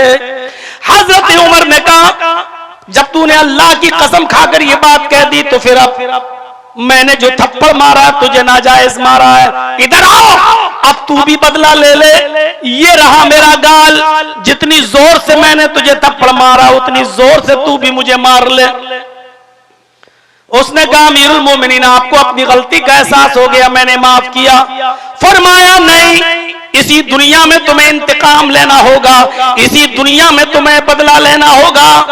कयामत के दिन में अपनी एक नेकी भी तुम्हें नहीं दे सकता हूं। तुम इसलिए मुझे माफ कर रहे हो क्योंकि मैं अमीरुल मोमिनीन हूं, इसकी वजह से तुम मुझे नजरअंदाज कर रहे हो? नहीं। उसने फिर कहा, जिस तरह मैंने कसम खाकर एतराफ किया कि अल्लाह की कसम मैंने आपको इस्तंजा करते हुए नहीं देखा, उसी तरह मैं अल्लाह की कसम खाकर कहता हूं कि मैंने दिल से आपको माफ कर दिया। सबके सामने उमर फारूक कह रहे हैं कि मुझे भी थप्पड़ मार लो। आप सबके सामने अपनी एक हल्की सी शिकायत नहीं सुन सकते हो। और हजरत उमर तो सबके सामने कह रहे मुझे थप्पड़ मारो, तकब्बुर का शायबा तक नहीं। बात थोड़ी सी घूम गई, उधर चली गई। मैं नंगा था, तूने मुझे कपड़ा क्यों नहीं पहनाया? कहेगा अल्लाह तू कैसे नंगा रह सकता, तू तो सारी कायनात को पहनाता है। तो अल्लाह रब्बुल आलमीन कहेगा मेरे बंदे तेरी चौखट पर फटे पुराने कपड़े पहने हुए आया था, तुझे मालूम था कि आदमी बेचारा गरीब है, इसके पास कपड़ा पहनने के लिए भी पैसा नहीं है, खरीदने के लिए भी पैसा नहीं है। तेरे पास कपड़े की फैक्ट्री थी, कपड़े का गोदाम था, पैसा था, कपड़ा खरीद कर उसको दे सकता था, लेकिन तेरी चौखट से वह ना उम्मीद और ना मुराद लौटा। इसलिए अगर तू उसकी मदद करता तो मैं तेरी मदद के लिए हाजिर हूं, मैं तेरी मदद करता। अगर तू उसको कपड़ा पहनाता तो तू मुझे उसके पास पाता। गौर करो मेरे प्यारे साथियों, ये हदीस हुकूकुल इबाद पर कितनी बड़ी अहमियत रखती है और क्या बताती है कि भूखे, नंगे, मोहताज, गरीब ऐसे लोगों के लिए हमें और आपको इस दुनिया में पैदा किया गया है, उतारा गया है कि तुम जमीन वालों पर रहम करो, आसमान वाला तुम्हारे ऊपर रहम करेगा। ये सब हदीसें ऐसे ही मस्जिदों में सुनाने के लिए नहीं होती कि सुन लो एक कान से और दूसरे कान से उड़ा दो। मोहम्मद रसूलुल्लाह एक जंग के लिए ऐलान कर रहे हैं, लोगों ने अपने अपने नाम लिखा दिए हैं, सब तैयार हैं जंग में जाने के लिए। अब अल्लाह के नबी सल्लल्लाहु अलैहि वसल्लम ने उस जिहाद के लिए लोगों से सदका मांगा, लोगों से ताउन मांगा, लोगों से फरमाया आए लोगों, ऐसे ही जिहाद नहीं होता है, तलवारें लेना पड़ती हैं, तीर लेना पड़ते हैं, नेजा लेना पड़ता, घोड़े खरीदना पड़ते, जीन लेना पड़ता है, बहुत सी चीजों की जरूरत होती है। पता नहीं जंग में कितने दिन लग जाए, खुर्दोनोश खाने पीने की चीजों को भी लेना पड़ता है। इसलिए इसमें आपने उकसाया कि सदका करो, खैरात करो, जिसके पास जो हैसियत हो वो दे, अपनी अपनी हैसियत के मुताबिक ताउन फरमाए। दारमी और तबरानी के अल्फाज हैं, अल्लाह के नबी ताउन मांग रहे हैं। बैठो यार, नबी अकरम ताउन मांग रहे हैं। और सुनिए, जिसके पास जो कुछ भी है सब देते चले जा रहे हैं अपनी अपनी हैसियत के मुताबिक। जो वाकया सुना रहा हूं दिलचस्प और जबरदस्त वाकया है, मेरे भाइयों जरा सुनिएगा। किसी के पास ये है तो उसने ये दे दिया, किसी के पास वो है तो उसने वो दे दिया, किसी के पास चंद खजूर है तो उसने चंद खजूरें ही लाकर दे दी। सुनो, आए शामिलों के जबरदस्त फील्ड में आजमगढ़ मऊ और अतराफों के नाज से तशरीफ लाने वालों, हजारों की तादाद में यहां जमा होकर बैठकर सुनने वालों, गौर से सुनो। उसी महफिल में एक सहाबी हैं, अंसारी सहाबी हैं, जिनका नाम उलबा इब्न ज़ैद अंसारी है। उनके पास उनके घर में 2 खजूरें भी नहीं है जो वो 2 खजूरें दे सके, कुछ नहीं है उनके पास देने के लिए। जिहाद में जाना है, नाम लिखा लिया है, लेकिन हर शख्स, हर सहाबी सदका और खैरात कर रहा है, कुछ न कुछ दे रहा है। उलबा इब्न ज़ैद अंसारी के पास कुछ भी नहीं है। कहते हैं मुझे बड़ी शर्मिंदगी महसूस हुई, मुझे बड़ी शर्मिंदगी महसूस हुई। महफिल से चुपके से उड़ते हैं, सीधे अपने घर जाते हैं, इशा की नमाज पढ़ते हैं, लेट जाते हैं, यही सोचते हैं कि अल्लाह मेरे पास ऐसी कोई चीज नहीं है कि मैं भी उसको सदका दे सकूं, मैं भी उसको ज़कात में निकाल सकूं। अल्लाह के रसूल ने ताउन मांगा, मैं नबी अकरम को दे सकूं, नबी अकरम सल्लल्लाहु अलैहि वसल्लम को पहुंचा सकूं। आधी रात के बाद उठते हैं, वुजू बनाते हैं, 2 रकात नफिल नमाज पढ़ते हैं और 2 रकात नफिल नमाज के बाद अल्लाह से यूं दुआ करते हैं, गौर कीजिए दुआ क्या कर रहे हैं। दुआ करते हैं अल्लाहुम्मा इन्नहु लैसा इंदी शैउन मा अतसद्दक़ु बिही इला आलमीन। तेरे नबी ने सदका व खैरात ताउन मांगा। अल्लाह के हर बंदे ने, तेरे हर बंदे ने अपनी अपनी हैसियत के मुताबिक जो था उसको दिया, मोहम्मद रसूलुल्लाह को पहुंचाया। कुछ नहीं था, 2 खजूरें थी, वो दिया। इन्नहु लैसा इंदी शैउन, आय अल्लाह मेरे पास कोई ऐसी चीज नहीं, मा तसद्दक़ु बिही, जिसको मैं सदका दे सकूं, जिसको मैं खैरात कर सकूं। मेरे पास कोई चीज नहीं। मैंने नबी अकरम को कोई सदका नहीं दिया, मैंने नबी अकरम को कोई खैरात नहीं दिया। मैंने मोहम्मद रसूलुल्लाह ने अल्लाह के राह में जो मांगा, मैंने मोहम्मद रसूलुल्लाह का कोई ताउन नहीं किया। अल्लाहुम्मा इन्नी अतसद्दक़ु बिर्ज़ी अला मन नालहु।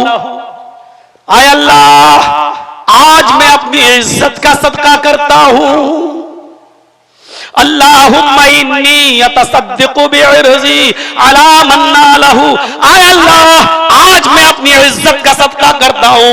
अगर तेरे किसी बंदे ने मेरी इज्जत ली हो, मुझे गाली दी हो, मेरे ऊपर जुल्म किया हो, मेरे ऊपर सितम ढाया हो, मेरे साथ कोई ज्यादती की हो, आय अल्लाह मैं तेरी खुशनुदी और रजामंदी के लिए मैं उसको माफ कर रहा हूं।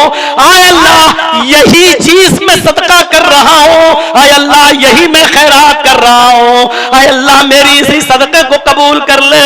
आय अल्लाह जाने अनजाने में अगर किसी ने मुझे गाली दी हो, अगर किसी ने मेरा हक मारा हो, अगर किसी ने मेरी इज्जत के साथ सौदेबाजी की हो, मुझे लानो मलामत किया हो, आय अल्लाह किसी ने मेरे ऊपर जुल्म किया हो और मैंने उससे कोई बदला न लिया हो, आय अल्लाह अल्लाहुम्मा इन्नी अतसद्दक़ु बिर्ज़ी। आय अल्लाह मैं अपनी उस इज्जत का सदका करता हूं, मैं अपनी उसी इज्जत को सदका दे रहा हूं। आय अल्लाह जिसने भी मेरी इज्जत से खिलवाड़ किया हो, मैं उस इज्जत को सदका कर रहा हूं। ये कहकर वो शख्स हो जाता है और फजर की नमाज पढ़ने के लिए मस्जिद में जाता है। इमाम कायनात ने जनाब मोहम्मद रसूलुल्लाह ने नमाज फजर पढ़ाई और फजर की नमाज पढ़ाने के बाद आपने ऐलान किया आइनल मुतसद्दिक़ हाज़िहिल लैला। आज की रात सदका करने वाला कहां है? आज की रात खैरात करने वाला कहां है? सब एक दूसरे को देख रहे हैं। सबने जो सदका करना था दिन ही में कर लिया, जिसको जो देना था उसने दिन ही में दे दिया। रात में तो किसी ने सदका ही नहीं किया है और अल्लाह के नबी कह रहे हैं आइनल मुतसद्दिक़ हाज़िल लैला। आज की रात जिसने सदका किया वो कहां है? थोड़ी देर के बाद उलबा इब्न ज़ैद अंसारी ने कहा अल्लाह के रसूल मैं यहां हूं। आपने कहा इधर आओ। हजरत उलबा इब्न ज़ैद से कहा अबशिर वल्लज़ी नफ्सी बियदिही, तुम्हें खुशखबरी हो, तुम्हारे लिए खुशखबरी है उस जात की कसम जिसके कब्जे में मोहम्मद की जान है। अभी अभी जिब्रील ने मुझे बताया है कि जाओ आज की रात सदका देने वाले से कह दो कि अल्लाह रब्बुल आलमीन ने तुम्हारे सदके को मकबूल सदके में लिख लिया है। तुम्हारा सदका कद कुदिबत फिर ज़कातिल मुक़ब्बिला, अल्लाह रब्बुल आलमीन ने मकबूल ज़कात में उसको लिख लिया है। यानी तुम्हारा कल रात, आज की रात जो सदका था अल्लाह ने उसको कबूल कर लिया है। मेरे प्यारे साथियों गौर करो, ये बहुत बड़ी जुल्म और ज्यादती है कि हम किसी के ऊपर जुल्म करें, हम किसी के ऊपर ज्यादती करें। यहां तक कि अगर हमने किसी को गाली भी दी है, माफ कीजिएगा, तो ये भी उस वक्त तक माफ नहीं करेगा अल्लाह जब तक वो बंदा आपको माफ न कर दे जिसको आपने गाली दी है। ये भी कबीरा गुनाहों में शामिल है, कबीरा गुनाहों में शामिल है। मेरे भाइयों हमारी आंखों के सामने जुल्म होते रहते हैं, हमारी आंखों के सामने जुल्म होते रहते हैं। क्या कोई आदमी है जो जालिम को उसके जुल्म से रोके? है कोई?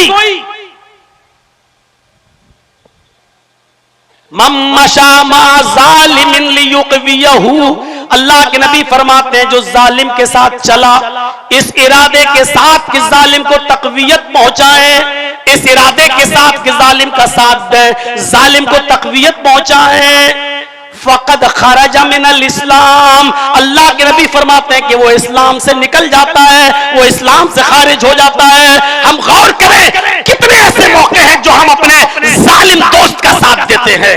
पहले से फोन पे कह दिया जाता है मेरे दोस्त आज हक अदा कर दीजिए मेरा, आज फला फला आदमी की गवाही में तुम थोड़ा सा हमारी तरफ से बोल दो।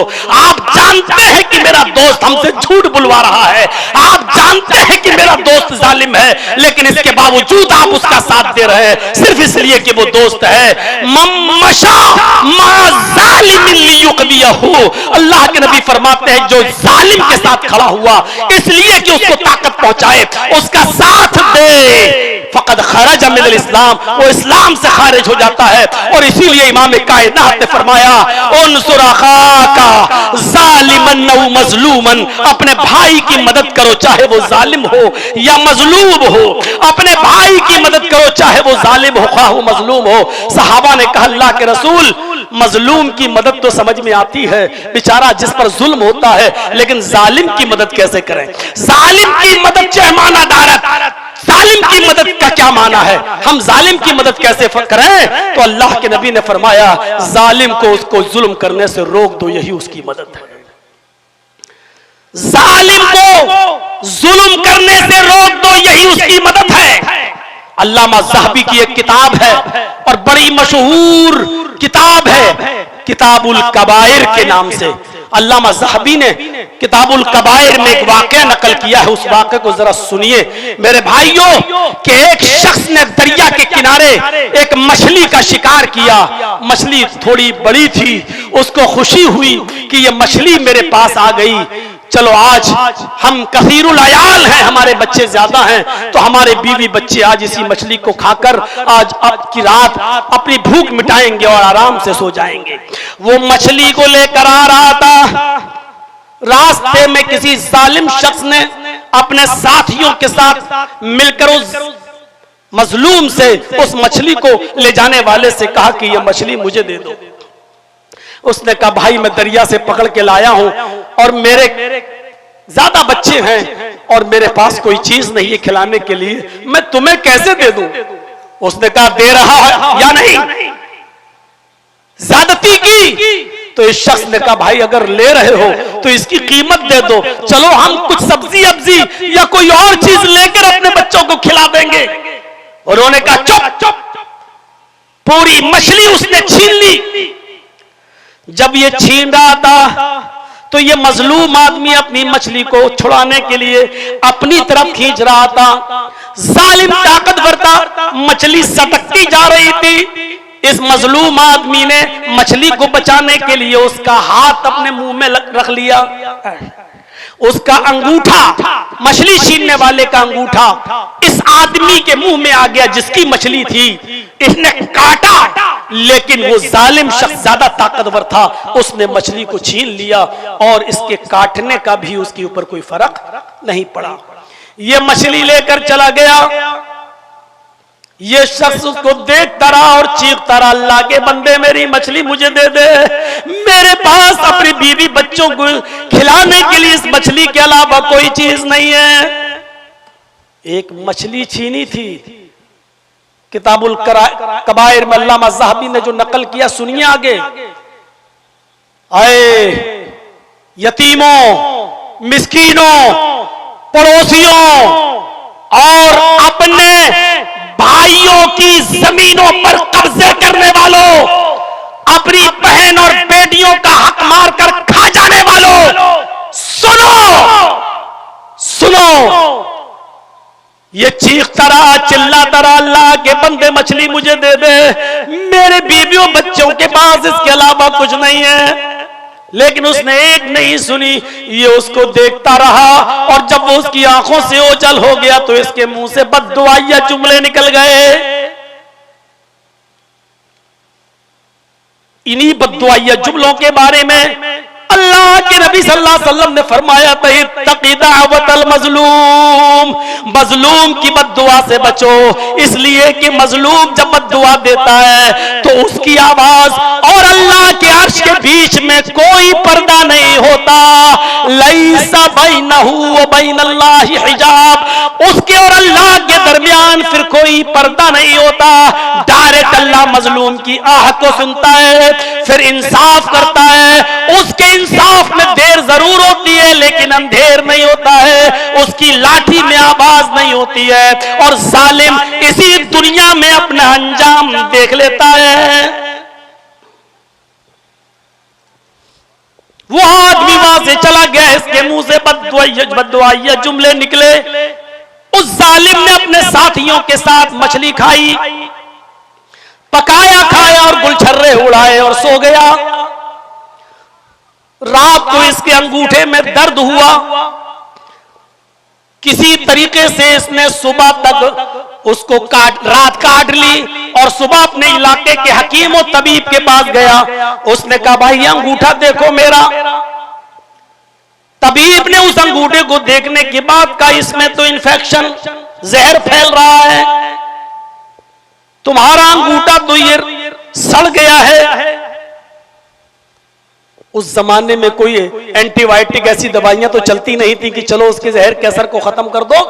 अब यह अंगूठा तुम्हारा काटा जाएगा, अगर तुमने अंगूठा नहीं कटवाया तो यह जहर तुम्हारे धीरे धीरे पूरे हाथ में फैल जाएगा, पूरा हाथ काटा जाएगा। उसने अपने दोस्तों से, लोगों से मशवरा किया, और मशवरा करने के बाद फिर ये हुआ कि अंगूठा ही कटवा दो, यही बेहतर है। फिर उसने उस तबीब के पास जाकर 2-4 दिन के बाद अपना अंगूठा कटवा दिया और मुतमईन हो गया कि अंगूठा कट गया, चलो अब जहर का असर खत्म हो गया। 4-6 महीने गुजरे थे कि अब उसके कटे हुए अंगूठे के बाद जो हिस्सा है वहां इसका दर्द शुरू हुआ, और दर्द से जब ये बेहाल हो गया तो फिर ये उसी तबीब के पास गया। वो उस इलाके का बड़ा तबीब माना जाता था। उस तबीब को उसने दिखाया, उसने कहा अफसोस तुम्हारा ऑपरेशन सही से नहीं हो सका, कुछ अंसुर उसका बाकी रह गया था, ये जहर तो तुम्हारे पूरे पंजे तक पहुंच चुका है, ये तुम्हारा पूरा पंजा काटा जाएगा। अगर तुमने पूरा पंजा यहां तक नहीं कटवा पहुंचा तो ये पूरा हाथ में जहर फैल जाएगा और तुम्हारा हाथ यहां से काटा जाएगा। बेहतर है कि हाथ कटने से बेहतर है कि पंजा कटवा लो। उसने 2-4 दिन के बाद उसी तबीब के पास जाकर अपना पंजा भी कटवा दिया, मुतमईन हो गया कि अब मेरी हाथ कट गया, चलो कोई बात नहीं, अब तो मैं सही हो गया क्योंकि अब जहर का असर खत्म हो गया। 6-8 महीने गुजर जाने के बाद उसके पंजे के बाद वाले हाथ में फिर दर्द शुरू हुआ। उसने फिर तबीब को दिखाया, पता चला कि यह जहर यहां तक फैल गया, या कोहनी से तुम्हारा हाथ काटा जाएगा।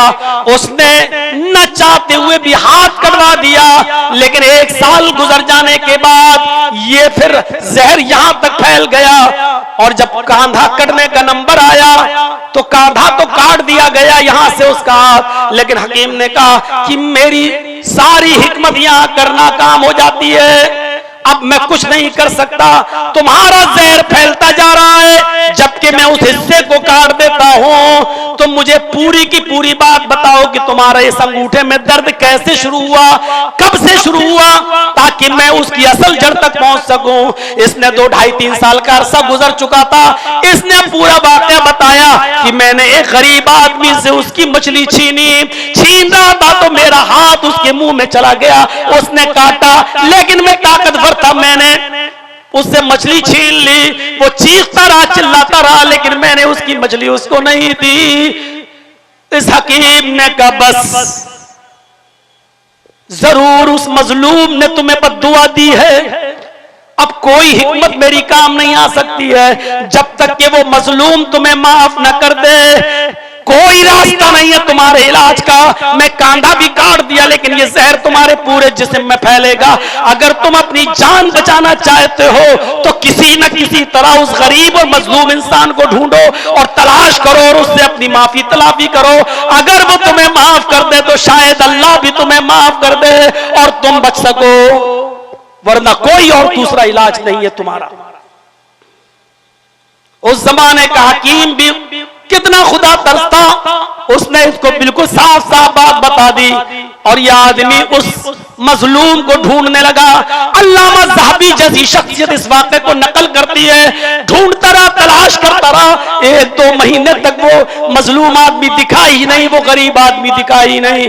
और उसके बाद अचानक 2 महीने के बाद उस मजलूम आदमी पर नजर पड़ती है, तो ये मजलूम आदमी के पैरों पे गिर जाता है, हाथ जोड़ता है। इसने कहा, अरे भाई मैं तो गरीब आदमी हूं, तुम मेरे पैरों पर क्यों गिर रहे हो? उठो उठो, क्या बात है, मैंने तुम्हें पहचाना नहीं, तुम कौन हो? उस आदमी ने कहा, मैं वही आदमी हूं जिसने तेरे हाथ से मछली छीनी थी, याद है? जब मैं छीन रहा था तो मेरा अपने दांतों में तुमने मेरे अंगूठे को रख लिया था और काटा था, लेकिन उसके बावजूद भी मैंने मछली छीन ली। तुम चीखते रहे, चिल्लाते रहे, लेकिन मैंने तुम्हारी एक भी नहीं सुनी। तुम्हारी हर आवाज में एक ही जुमला था कि आए जालिम, मेरे बीवी और बच्चों के पास इस मछली के अलावा कोई चीज नहीं है, आज की रात सब भूखे सोएंगे अगर तूने मछली या मछली की कीमत नहीं दी। लेकिन इसके बावजूद मुझे तरस नहीं आया। इस मजलूम की आंखों में आंसू आ गए। इसने कहा, अच्छा तुम वही हो? हाँ, मैंने पहचान लिया। अरे भाई, ये तुम्हारा क्या हाल हो गया है? तुम्हारा हाथ कहां चला गया? कहा, तुमने जरूर कोई बद्दुआ दी होगी। मुझे इतना बता दो कि जब मैं तुम्हारी आंखों से ओझल हो गया था तो तुमने कोई बद्दुआ तो नहीं दी थी मुझे? इस मजलूम ने फरमाया कि हाँ, अब तुमने जब सच बोलने के लिए कहा तो मैं बोल देता हूं कि हाँ, जब तुम मेरी आंखों से ओझल हो गए और मुझे उम्मीद हो गई कि तुम मेरी मछली मुझे वापस नहीं करोगे और मेरे बीवी बच्चे आज की रात भूखे सोएंगे, तो उस वक्त मेरी नजरें आसमान की तरफ उठी और मैंने अल्लाह के सामने ये बद्दुआ की कि इलाहुल आलमीन, मेरी बीवी और बच्चों के पेट पर लात मारने वाले को ऐसी सजा दे जो लोगों के लिए निशाने इबरत बन जाए, जो लोगों के लिए निशाने इबरत बन जाए। मेरे मुंह से ये बद्दुआ निकली थी। मैंने ये बद्दुआ नहीं की थी कि तेरा हाथ कट जाए, पैर कट जाए। मैंने ये कहा था, अल्लाह ऐसे जालिम को वो सजा दे जो लोगों के लिए निशाने इबरत बन जाए। मुझे क्या मालूम था कि मेरी बद्दुआ कबूल हो जाएगी और तेरा ये हाल होगा। फरमाया, आए मजलूम शख्स मेरे भाई, अगर आज तुमने मुझे माफ न किया तो ये जहर मेरे पूरे बदन में फैल जाएगा और मैं मर जाऊंगा। जिस तरह तुम्हारे बीवी बच्चे उसी तरह मेरे भी बीवी बच्चे हैं। अल्लाह के लिए मुझे माफ कर दे। इस गरीब इंसान ने, इस मजलूम ने कहा, जाओ, अल्लाह के लिए मैं तुम्हें माफ कर रहा हूं, मेरा तुमसे कोई मामला नहीं। वैसे तुम बड़ी सजा पा चुके हो, मुझे ये उम्मीद भी नहीं थी, लेकिन मुझे क्या मालूम कि वो कबूलियत की घड़ी थी और अल्लाह मेरी दुआ ऐसे वक्त में सुन लेगा। जाओ मेरे भाई, मैंने तुम्हें दिल से माफ कर दिया, मैंने तुम्हें दिल से माफ कर दिया। तो मेरे भाइयों, किताबुल कबाइर से अल्लामा ज़हबी का ये वाकया नकल करने के बाद मैं ये बताना चाहता हूं कि जालिम को जुल्म की सजा फौरन नहीं मिलती है, जैसे शख्स को भी 2-2.5 साल के बाद मिली, लेकिन मिली 1 इंच भी अगर किसी की जमीन पर कब्जा किया है, किसी की मां बहन को गाली दी है, किसी को बुरा भला कहा है, आज ही से माफी तलाफी कर लो, अपने मामलात साफ कर लो। मोहम्मद रसूलुल्लाह सल्लल्लाहु अलैहि वसल्लम ने इंतकाल से 4 दिन पहले भी यही कहा था। जिस दिन आपने ये कहा था कि मैं तुम्हारे दरमियान 2 चीजें छोड़कर जा रहा हूं, उससे पहले आपने ये भी कहा था कि अगर मैंने किसी को मारा हो तो आओ, वो मुझसे अपना बदला ले ले। अगर मैंने किसी को थप्पड़ मारा है तो वो मुझे भी मार ले। मैंने किसी को कुछ कहा है तो वो आज मुझे कुछ कह ले। नबी अकरम ने आवाम की अदालत में अपने आप को सामने रखकर कहा था, अगर मैंने किसी के साथ कोई बुरा सलूक किया तो आज अपना इंतकाम ले ले और बदला ले ले। मेरे प्यारे साथियों, ये वो हस्ती है जिस हस्ती के बारे में हम और आप 5 अज़ान के बाद, नमाज के बाद ये दुआ मांगते हैं, क्या वबासु मकाम महमूदा, जिसको मकाम महमूद के लिए जिसके हम दुआएं करते रहते हैं। ये वो हस्ती है मेरे भाइयों जो जन्नत में सबसे पहले दाखिल होगी। ये वो हस्ती है जो जन्नत का दरवाजा सबसे पहले खटखटाएगी। ये वो हस्ती है मेरे भाइयों, लेकिन इसके बावजूद वो अपने आप को पेश कर रहे हैं।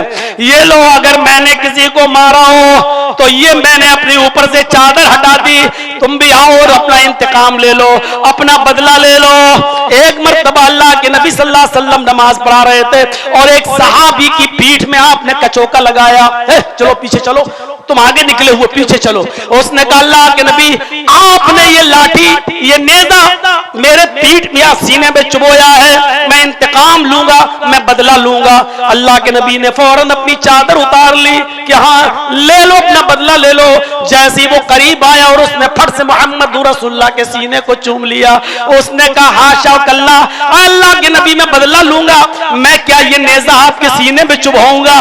क्या आप हमसे ये उम्मीद रखते हैं? नहीं, अल्लाह के नबी मुझे तो आपके सीने का बोसा लेना था, इसलिए मैंने ऐसा ये चाल चली है और ये एक तरीके से कहा जाए मैंने ये गेम खेला है, क्योंकि आप ऐसे चूमने नहीं देंगे तो मैंने ऐसे ऐसे करके आपके चादर को हटवा कर आपका सीने का बोसा ले लिया। तो मेरे भाइयों, बताने का मकसद ये है कि आपने चादर उतार दी कि लो अपना इंतकाम ले लो, अपने आप को बदले के लिए पेश।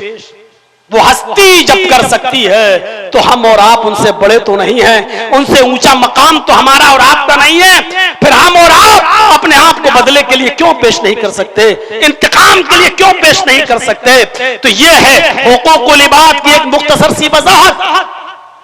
उसके बाद सबसे पहली जो चीज बयान की है अल्लाह के नबी सल्लल्लाहु कुरान ने, वो है हुकूकुल इबाद में वबिल वालिदैन ihsana, वालिदैन के साथ एहसान करो। इसमें कोई शक नहीं, तमाम बंदों में सबसे बड़ा हक बाप का, हुकूकुल इबाद में वालिदैन का। और इसीलिए नबी अकरम सल्लल्लाहु अलैहि वसल्लम से जब पूछा जाता था तो आप यही कहते थे कि सबसे बड़ा गुनाह शिर्क बिल्लाह, उसके बाद हुकूकुल वालिदैन, माँ बाप की नाफरमानी करना, माँ बाप को सताना, माँ बाप की नाफरमानी करना।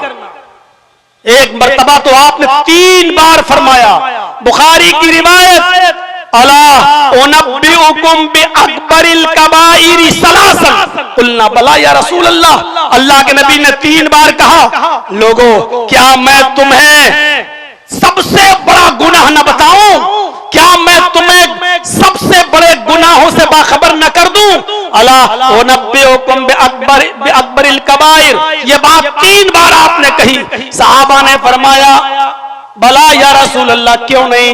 अय अल्लाह के नबी हम जानना चाहते हैं कि सबसे बड़ा गुनाह क्या है, हमें बाखबर कीजिए, हमें बताइए कि सबसे बड़ा गुनाह क्या है। आपने फरमाया अश्शिर्कु बिल्लाह, अल्लाह के साथ किसी को शरीक करना, व उकूकुल वालिदैन, और माँ बाप की नाफरमानी करना, और माँ बाप की नाफरमानी करना, ये सबसे बड़ा गुनाह अल्लाह के नबी जनाब मोहम्मद रसूलुल्लाह सल्लल्लाहु अलैहि वसल्लम बयान कर रहे हैं।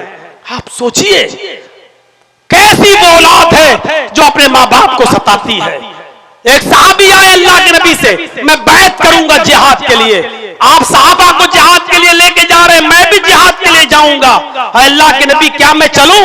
आपने उससे सवाल किया अहय्युन वालिदात, क्या तुम्हारे माँ बाप जिंदा हैं? अहय्युन वालिदात, क्या तुम्हारे माँ और बाप दोनों बाहयात हैं? उसने कहा हाँ। अल्लाह के नबी मेरी माँ भी जिंदा है, मेरे बाप भी जिंदा है। आपने फरमाया फीहिमा फजाहिद, जाओ इन दोनों ही की खिदमत करो, इन दोनों की सेवा करो, इन दोनों का कहा मानो, इन दोनों की इताअत करो, यही जिहाद है और तुम्हें जिहाद का सवाब मिलेगा।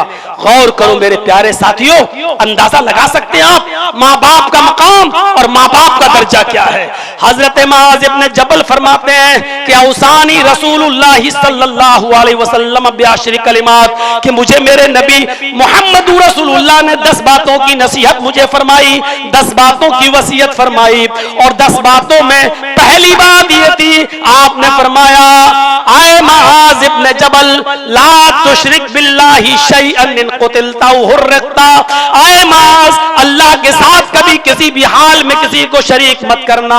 इन कुतिलता उर्रिकता, अगर तुझे कत्ल कर दिया जाए, अगरचे तुझे जला कर राख कर दिया जाए, तुझे जलाकर भस्म कर दिया जाए, तब भी अल्लाह के साथ किसी को शरीक मत करना। वला तउकन्न वालिदैक व इन अमराकन तखरुज मिन अहलिका व मालिक, अगर और अपने माँ बाप की कभी भी नाफरमानी मत करना। वला तउकन्न वालिदैक, अपने माँ बाप की कभी भी किसी भी हाल में नाफरमानी मत करना। अगरचे तुम्हारे माँ बाप तुम्हें हुक्म दें कि तुम अपना माल, अपने अहल-ओ-अयाल, अपने बीवी बच्चे और अपना मालो दौलत छोड़कर बेघर हो जाओ, निकल जाओ इस घर से, अगर वो तुम्हें इस बात का भी हुक्म दें, इसके बावजूद तुम अपने माँ बाप की नाफरमानी मत करना। इस हदीस से वालिदैन की अहमियत का अंदाजा लगा सकते हैं आप, माँ बाप के मकाम का पता चलता है। एक और हदीस में अल्लाह के नबी फरमाते हैं अते अबाक व इन ज़लमका, हर हाल में अपने बाप की इताअत करो, अगरचे वो तुम्हारे ऊपर जुल्म ही क्यों ना कर रहे हो, अगरचे वो तुम्हारे ऊपर जुल्म ही क्यों ना करते हो। मेरे भाइयों, माँ बाप को जुल्म करने की इजाजत नहीं है। माँ बाप को भी हुक्म है कि अपनी औलाद के साथ इंसाफ करें, माँ बाप को भी हुक्म है कि अपनी औलाद का भी हक अदा करें, उनकी अच्छी तरबियत करें, उनको उनकी अच्छी तालीम और तरबियत का इंतजाम करें, दीनदार और नेक लड़की से उसकी शादी कराएं। ये वालिदैन के लिए भी हुक्म है। लेकिन इस हदीस से माँ बाप का पता चलता है उसकी अहमियत का, कि अल्लाह के नबी ने कहा अपने माँ बाप की इताअत करो, अगरचे वो तुम्हारे ऊपर जुल्म कर रहे हो। यानी उनके जुल्म के बावजूद भी अपने बाप को तुम मार नहीं सकते हो, उनको पीट नहीं सकते हो, उनको गाली नहीं दे सकते हो, उनको बुरा भला नहीं कह सकते हो। यह मकाम और मर्तबा है। इमाम बुखारी रहमतुल्लाह अलैह अपनी मशहूर और मायादास तस्नीफ अल अदबुल मुफरद के अंदर एक वाकया नकल करते हैं, जरा उस वाकये को सुनिए। नौजवानों, तुम्हारे मतलब का वाकया जरा सुनिए, और इसको कोई मामूली शख्सियत बयान नहीं कर रही है, दर्ज नहीं कर रही है, इमाम बुखारी नकल कर रहे हैं अल अदबुल मुफरद के अंदर। हजरत अब्दुल्ला इब्ने अब्बास रज़ी अल्लाह ताला अन्हु के पास एक शख्स आता है और कहता है कि अब्दुल्ला, एक औरत से, एक लड़की से मुझे मोहब्बत थी, लेकिन ये मोहब्बत एक तरफा थी, सिर्फ मुझे थी, उसको नहीं थी। मैंने उस लड़की को निकाह का पैगाम दिया, लेकिन उस लड़की ने मेरे निकाह को ठुकरा दिया, मेरे निकाह को, पैगाम को ठुकरा दिया। मुझे बहुत तकलीफ हुई, लेकिन मैं इंतजार करता रहा कि आज नहीं तो कल मेरी मोहब्बत उसके दिल में जोश मारेगी, एक दिन वो जरूर मेरे साथ निकाह करेगी। लेकिन कुछ दिनों के बाद मैंने सुना कि उस औरत ने किसी दूसरे मर्द के साथ निकाह कर लिया, किसी दूसरे नौजवान लड़के के साथ शादी कर ली और वो उसके साथ रहने लगी।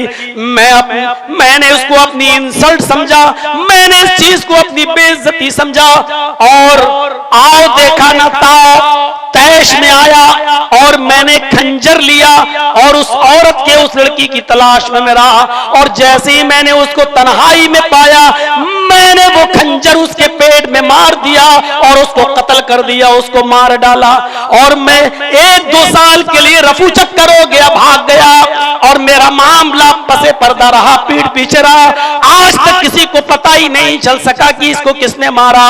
वो औरत दफना दी गई, लेकिन मैं आपके पास आया हूं। आया अब्दुल्ला इब्ने अब्बास, मेरे लिए मगफिरत का कोई रास्ता हो तो बताइए, मेरे लिए बख्शिश का कोई रास्ता हो तो बताइए। क्या मेरी कोई बख्शिश हो सकती है? मेरी कोई बख्शिश की उम्मीद है? क्या कोई है ऐसी दुआ? क्या है कोई ऐसा अमल जिसको मैं करूं और मेरी बख्शिश हो जाए? अब्दुल्ला इब्ने अब्बास रज़ी अल्लाह ताला अन्हु ने उससे पूछा, हल उम्मुका हय्यतुन, क्या तुम्हारी मां जिंदा है? क्या पूछ रहे हैं? क्या तुम्हारी मां बाहयात है? क्या तुम्हारी मां जिंदा है? उसने कहा नहीं। कहा तुम्हारी मां नहीं है? कहा नहीं। कहा अच्छा जाओ, तौबा करो, इस्तिग़फ़ार करो, रो रो कर अपने गुनाह की माफी मांगो, शायद अल्लाह को रहम आ जाए और अल्लाह तुम्हें बख्श दे, अल्लाह तुम्हारी मग़फ़िरत फरमा दे। हो सकता है वो बख्श दे, गफूर रहीम है, जाओ। जब वो चला गया तो एक दूसरे साहबी ने अब्दुल्ला इब्ने अब्बास से पूछा, आए अब्दुल्ला इब्ने अब्बास, उस आदमी ने एक औरत का कत्ल किया है, और जब उसने पूछा कि मेरी मग़फ़िरत की का कोई रास्ता है, तो आपने उससे एक ही सवाल किया, हल उम्मुका हय्यतुन, क्या तुम्हारी माँ जिंदा है? आपने उसको माँ के बारे में क्यों पूछा? आपने उससे उसकी माँ के बारे में क्यों सवाल किया कि तुम्हारी माँ जिंदा है? तो अब्दुल्ला इब्ने अब्बास फरमाते हैं, मैं नहीं समझता कि माँ की खिदमत के अलावा, माँ की खिदमत से भी ज्यादा बढ़कर कोई ऐसा अमल हो जो इसके इस गुनाह को खत्म कर सकता हो। मैंने सोचा कि इसकी माँ अगर जिंदा हो तो ये कहूं, जाओ तुम अपनी माँ की खिदमत करो, क्योंकि माँ की खिदमत तकर्रुब इल्लाह का वाहिद वो जरिया है कि जिसकी बुनियाद पर ये अपने इस गुनाह को माफ करवा सकता था, अपने गुनाह को बख्शवा सकता था। तो मेरे प्यारे साथियों, अब्दुल्ला इब्ने अब्बास ने कहा, मैंने इसलिए उससे माँ के बारे में पूछा।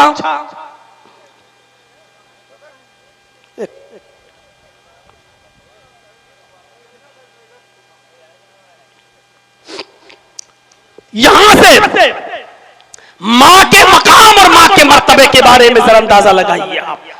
इमाम बुखारी नकल कर रहे हैं अल अदबुल मुफरद के अंदर, क्या कह रहे हैं कि अब्दुल्ला इब्ने अब्बास ने कहा, मैंने इसलिए मां के बारे में पूछा तुम्हारी मां जिंदा है कि मां के साथ अच्छा बर्ताव करना, उसकी खिदमत करना, उसकी इताअत करना, उसकी बात मानना और उसकी खिदमत, ये वाहिद वो जरिया है जो अल्लाह के बहुत करीब कर देता है। अगर उसकी माँ जिंदा होती तो मैं उसको यही हुक्म देता, लेकिन अब माँ जिंदा नहीं है, तो फिर मैंने उसको गुनाहों से इस्तिग़फ़ार और तौबा के लिए हुक्म दिया कि जाओ वो करो।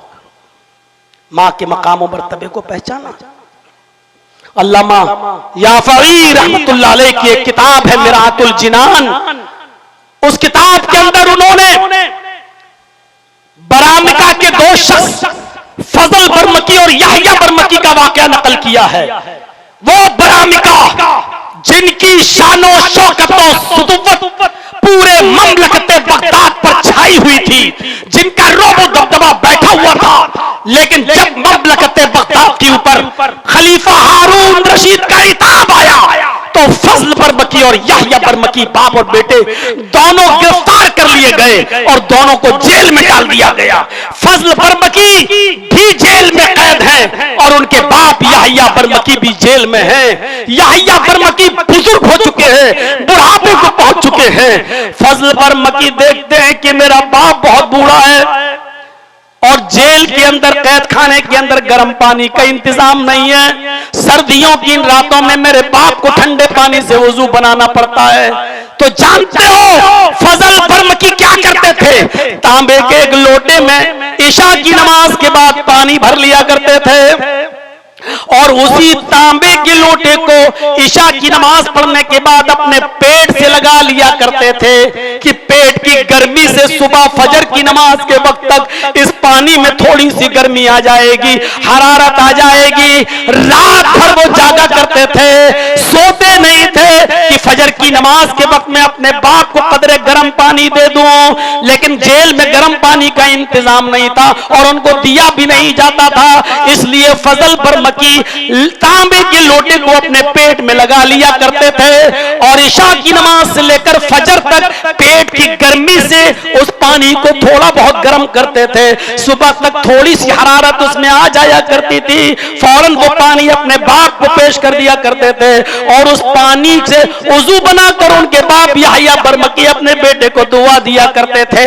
मुझे बताना यह है कि बाप की खिदमत का मेरे भाइयों ये मौका हर किसी को हर वक्त नहीं मिलता है। खुश नसीब है वो इंसान आखिरी दिनों में और आखिरी अय्याम में अपने बाप की खिदमत में कामयाब हो जाएं और उनकी खिदमत करें। जिसका बाप राजी है और इंतकाल कर गया है इस हाल में कि वो अपने बेटे से खुश है, तो मेरे भाई भाइयों उस बेटे को जन्नत की बशारत दी है जनाब मोहम्मद रसूलुल्लाह ने, लेकिन बाप मर गया और अपने किसी बेटे से नाराज था, तो उस बेटे के लिए नमाज पढ़ना, रोजा रखना ये इबादत है किस काम की?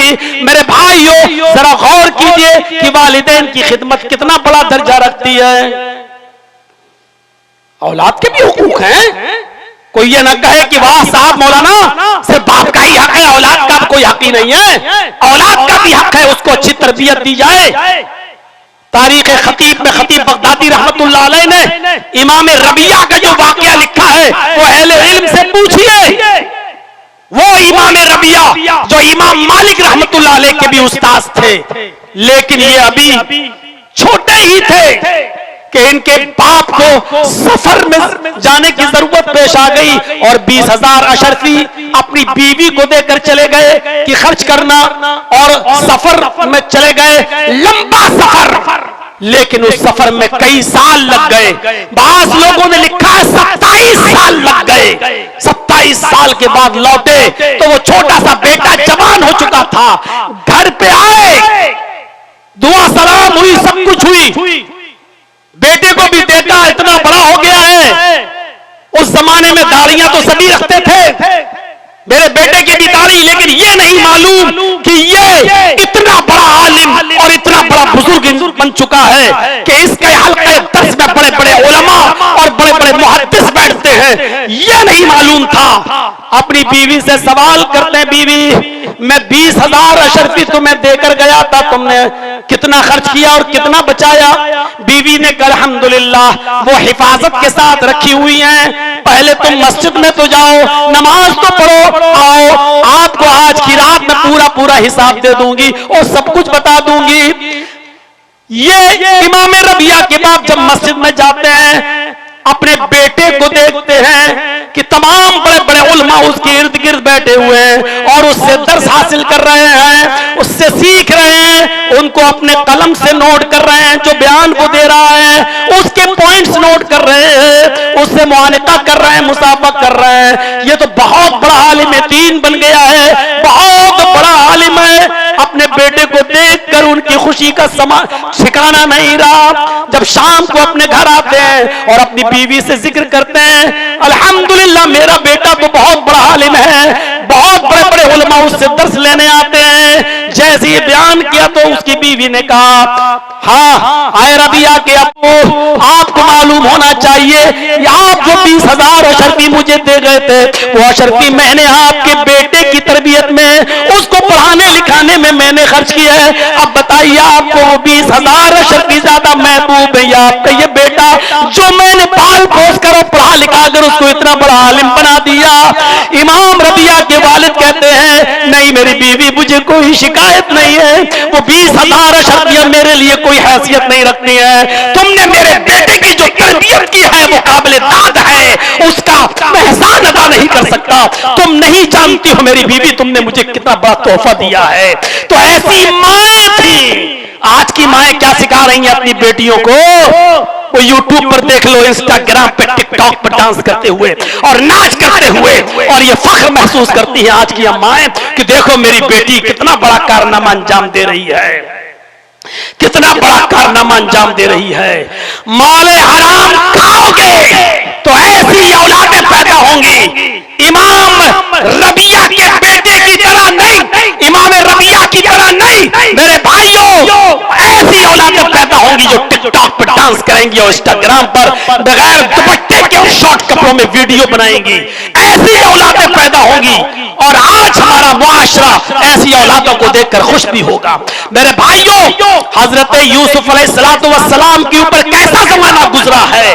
कुएं में फेंके गए, निकाले गए, मिस्र के बाजार में बेचे गए, बादशाह मिस्र ने खरीदा, फिर वो वहां परवान चढ़े, बालिग हुए, बादशाह मिस्र की बीवी ने उनके ऊपर गलत नजर डाली और उसके बाद उनको अपने गल्लक़तिल अब्वाब, सारे दरवाजे बंद कर दिए, उनको अपनी तरफ बुलाया, माइल किया, लेकिन वो बचे रहे, उनके शिकंजे में नहीं आए। दरवाजा खुला तो सामने बादशाह खड़ा है, इल्जाम लगाया, जेल में गए, 7 साल की सजा जेल में भुगती, बिल आखिर मिस्र के बादशाह भी बनाए गए। गौर करो, इतने मरहलों से गुजरे और यहाँ बाप याकूब का हाल यह है कि अपने बेटे की जुदाई में रोते रोते आंसू बहाते बहाते नाबीना हो गए।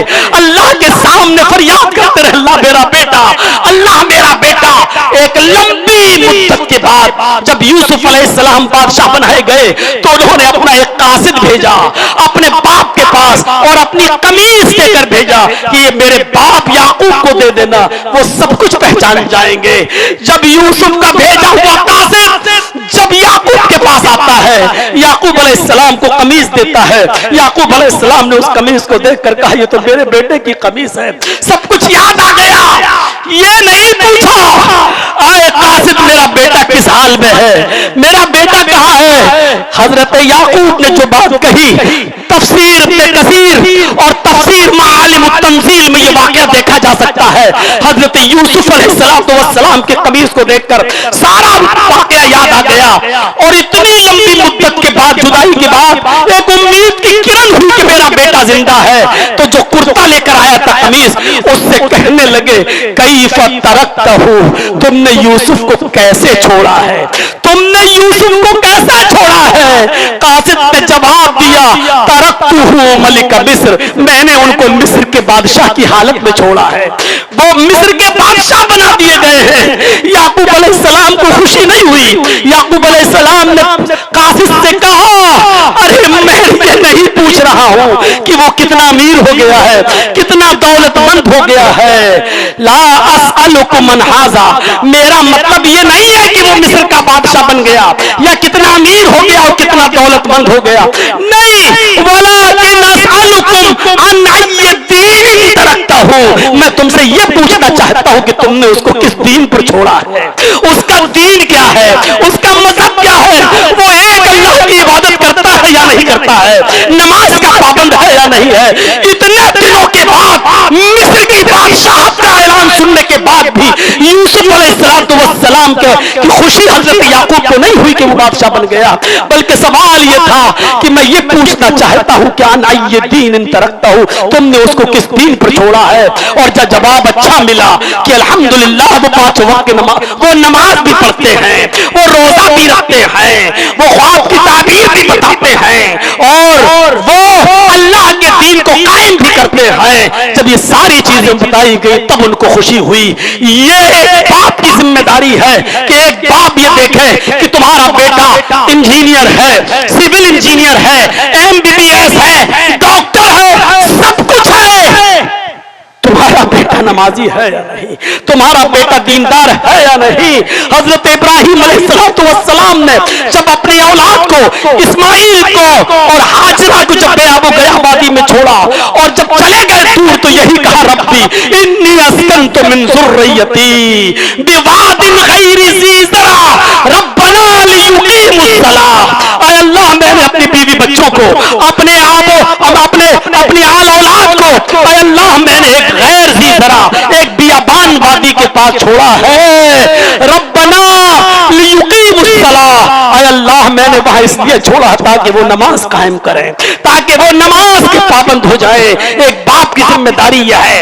आपने अपने बेटे को इंजीनियर बनाया, आपने अपने बेटे को डॉक्टर बना लिया, आपने अपने बेटे को MBA करा लिया, CA करा लिया, सब कुछ करा लिया, मुबारक हो आपको कि बहुत बड़ा आदमी बना दिया। लेकिन आपने अपने बेटे को अगर नमाजी ना बनाया, आपने अच्छी तरबियत नहीं दी तो आप नाकाम है। ऐसी औलाद जो आपकी कब्र पे खड़े होकर ये न कह सके कि अल्लाहुम्मा ग़फ़िर लहू वरहमहू वआफ़िही वअफ़ू अन्हू वअकरिम नुज़ुलहू ववस्सिअ मुदख़लहू वग़सिलहू बिलमाई वस्सल्ज वलबरद। ऐसी औलाद जो आपकी कब्र पे खड़े होकर ये न कह सके कि रब्बना ग़फ़िर ली वलिवालिदैया वलिलमुमिनीना यौम यक़ूमुल हिसाब, तो आप बेकार हैं, नाकाम है। आपका ये MBBS बेटा बिल्कुल नाकाम है और आप कामयाब न समझे अपने आप को, क्योंकि अब आप इस दुनिया से जाने वाले हैं। मैंने अपने बाप की मौत को जितने करीब से देखा है, शायद किसी बेटे को इतने करीब से देखने का मौका मिला हो कि आखिरी वक्त है, मुझे पकड़े हुए हैं मेरे बाप और मुझसे मैंने कहा कि कि मैं थोड़ा सा भी जाता हूं, घर तक होके आता हूं, हाथ नहीं छोड़ रहे हैं। मैंने कहा आवाज बंद, कोई चीज उनकी जबान से नहीं निकल रही। मैंने कहा अब्बू आज जुमा है, जरा नहाने जा रहा हूं, जुमा पढ़ाना है। हाथ छोड़ दिया है। मैंने वो करीब से देखा है रूह को निकलते हुए। मेरे प्यारे साथियों, मेरे भाइयों, वो बाप कितना खुशनसीब है कि जो ऐसी औलाद को छोड़ के जाए जो उसके लिए दुआ करे, क्योंकि अल्लाह के नबी ने यही तो फरमाया था कि इंतकाल के बाद अमल का सिलसिला मुनक़ता, इज़ा मातल इंसान फनक़ता अन्हु अमलुहु, सारे अमल का सिलसिला मुनक़ता इल्ला बिसलास, सिर्फ 3 चीजें, इल्ला बिसदक़तिन जारिया, सदका जारिया, और उन 3 चीजों में एक नेक औलाद जो अपने बाप के लिए दुआ करे। यहाँ खड़े हैं जितने लोग बैठे हैं, क्या उनको ये दुआएं याद हैं? क्या वो अपने बाप के लिए ये दुआ कर सकते हैं? अल्लाहुम्मा अग़फ़िर लिवालिदी वरहमहु वआफ़िहि वअफ़ु अन्हु वअकरिम नुज़ुलहु। क्या वो ये दुआ कर सकते हैं कि अल्लाहुम्मा इन्ना हाज़ा अबी फ़ी ज़िम्मतिक व हब्ली मिन जवारिक? क्या ये दुआएं उनको याद हैं? फ़क़ही मिन फ़ितनतिल क़ब्रि व अज़ाबिन नार, अल्लाह इनको कब्र के फितने से बचा, इनको अज़ाब कब्र से महफूज फरमा। मेरे भाइयों, ये दुआ तो आप अपनी जबान में कहते हो कि अल्लाह मेरे बाप को बख्श दे, अल्लाह मेरे बाप की मग़फ़िरत फरमा। अरे वो दुआएं याद करो जो जनाब मोहम्मद रसूलुल्लाह खुद सिखा कर गए हैं और खुद दुआएं मांगा करते थे। उन दुआओं को याद करो। एक बाप बहुत कामयाब है कि उसने अपने बेटे को इंजीनियर बना लिया, बहुत कामयाब है कि उसने अपने बेटे को सब कुछ बना लिया, लेकिन कितना नाकाम है कि वो अपने बेटे को ये दुआएं याद नहीं करा सका और दीन की तालीम और तरबियत नहीं दे सका। मेरे भाइयों, बाप कितना नाकाम इंसान है जो इस दुनिया से इस हाल में जाता है। हुकूक अदा करो। वबिज़िल कुर्बा, फौरन कहा वालिदैन के बाद वबिज़िल कुर्बा, क़राबतदारों का ख्याल रखो, उनके साथ भी हुस्न सलूक करो। इमाम बुखारी ने अल-अदबुल मुफ़रद में एक और वाक़या नकल किया है। अबू हुरैरा जब ताइफ गए तो लोगों ने उनसे कहा कि बहुत दिनों के बाद आप आए हैं, कोई हदीस सुनाइए जो अल्लाह के रसूल से सुनी हो। अबू हुरैरा ने फरमाया आज मैं थका हुआ हूं, कल बताऊंगा इंशाअल्लाह। दूसरे दिन महफिल जमा, जैसे आपके यहाँ कोई बड़ा आलिम आ जाए तो आप पहले से जुमे में भर देते हैं मस्जिद, ऐसे ही अबू हुरैरा आए हैं, पूरा ताइफ के लोगों ने मस्जिद भर दी। अबू हुरैरा फरमाते हैं कि आप लोग अल्लाह के रसूल की कोई हदीस सुनना चाहते हो? फरमाया हाँ। फरमाया मेरी एक शर्त है, ये शर्त अगर मौलाना जर्जीस लगाते तो कितने लोग बचेंगे यहाँ पर? शर्त है। पूछा लोगों ने क्या शर्त है? फरमाया कि मैं दर्स दूंगा, मैं नबी की हदीस सुनाऊंगा, लेकिन मेरी शर्त यह है कि अगर इस महफिल में, इस मस्जिद के अंदर अगर एक भी आदमी ऐसा बैठा हुआ हो जो अपनी खाला, जो अपने किसी रिश्तेदार से नाराज हो, जो अपने किसी रिश्तेदार से नाराज हो, वो इस मस्जिद से चला जाए। बस पूरी मस्जिद में एक आदमी उठा, नौजवान मस्जिद के बाहर निकल के कहता अबू हुरैरा अभी दर्स मत देना, मेरी खाला मुझसे नाराज है, मैं जा रहा हूं, अभी माफी मांग कर आता हूं, जब तक मैं ना जाऊं दर्स नहीं देना, ये दर्स मुझसे छूट जाएगा। कि जाओ मैं इंतजार कर रहा हूं। वो शख्स गया अपनी खाला के पास, माफी मांग कर आया, खाला ने भी माफ कर दिया, लेकिन खाला ने कहा भांजे अबू हुरैरा से मेरी तरफ से इतना पूछ लेना, एक आदमी की नाराजगी की वजह से पूरी मस्जिद वालों को दर्स क्यों नहीं दिया, उनको खिताब क्यों नहीं किया? वो शख्स आया, अबू हुरैरा मैं अपनी खाला से नाराज था, मेरी खाला नाराज थी, माफी तलाफी हो गई, माफ कर दिया, अब कोई नहीं है, दर्स दीजिए। अबू हुरैरा कहते बैठो, अब मैं दर्स देता हूं। लोगों मैंने अल्लाह के नबी से सुना है। नौजवान बोला अबू हुरैरा मेरी खाला ने एक मसला पूछा है, एक शख्स की वजह से, एक आदमी की नाराजगी की वजह से पूरी महफिल वालों को आपने दर्स क्यों नहीं दिया, क्यों आपने खिताब नहीं किया? तो अबू हुरैरा फरमाते हैं यही मेरा दर्स होगा आज।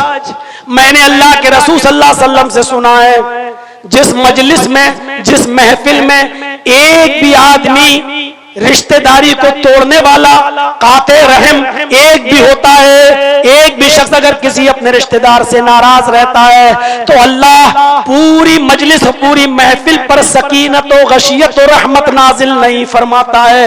अल्लाह अपनी गशियत, रहमत और सकीनत पूरी मजलिस से उठा लेता है। मैंने सोचा कि अगर कोई ऐसा आदमी यहां रहा तो अल्लाह की रहमत नाजिल ही नहीं होगी, तो दर्स देने का फायदा क्या है? इसलिए मैंने कहा कि कोई भी शख्स नाराज हो तो चला जाए।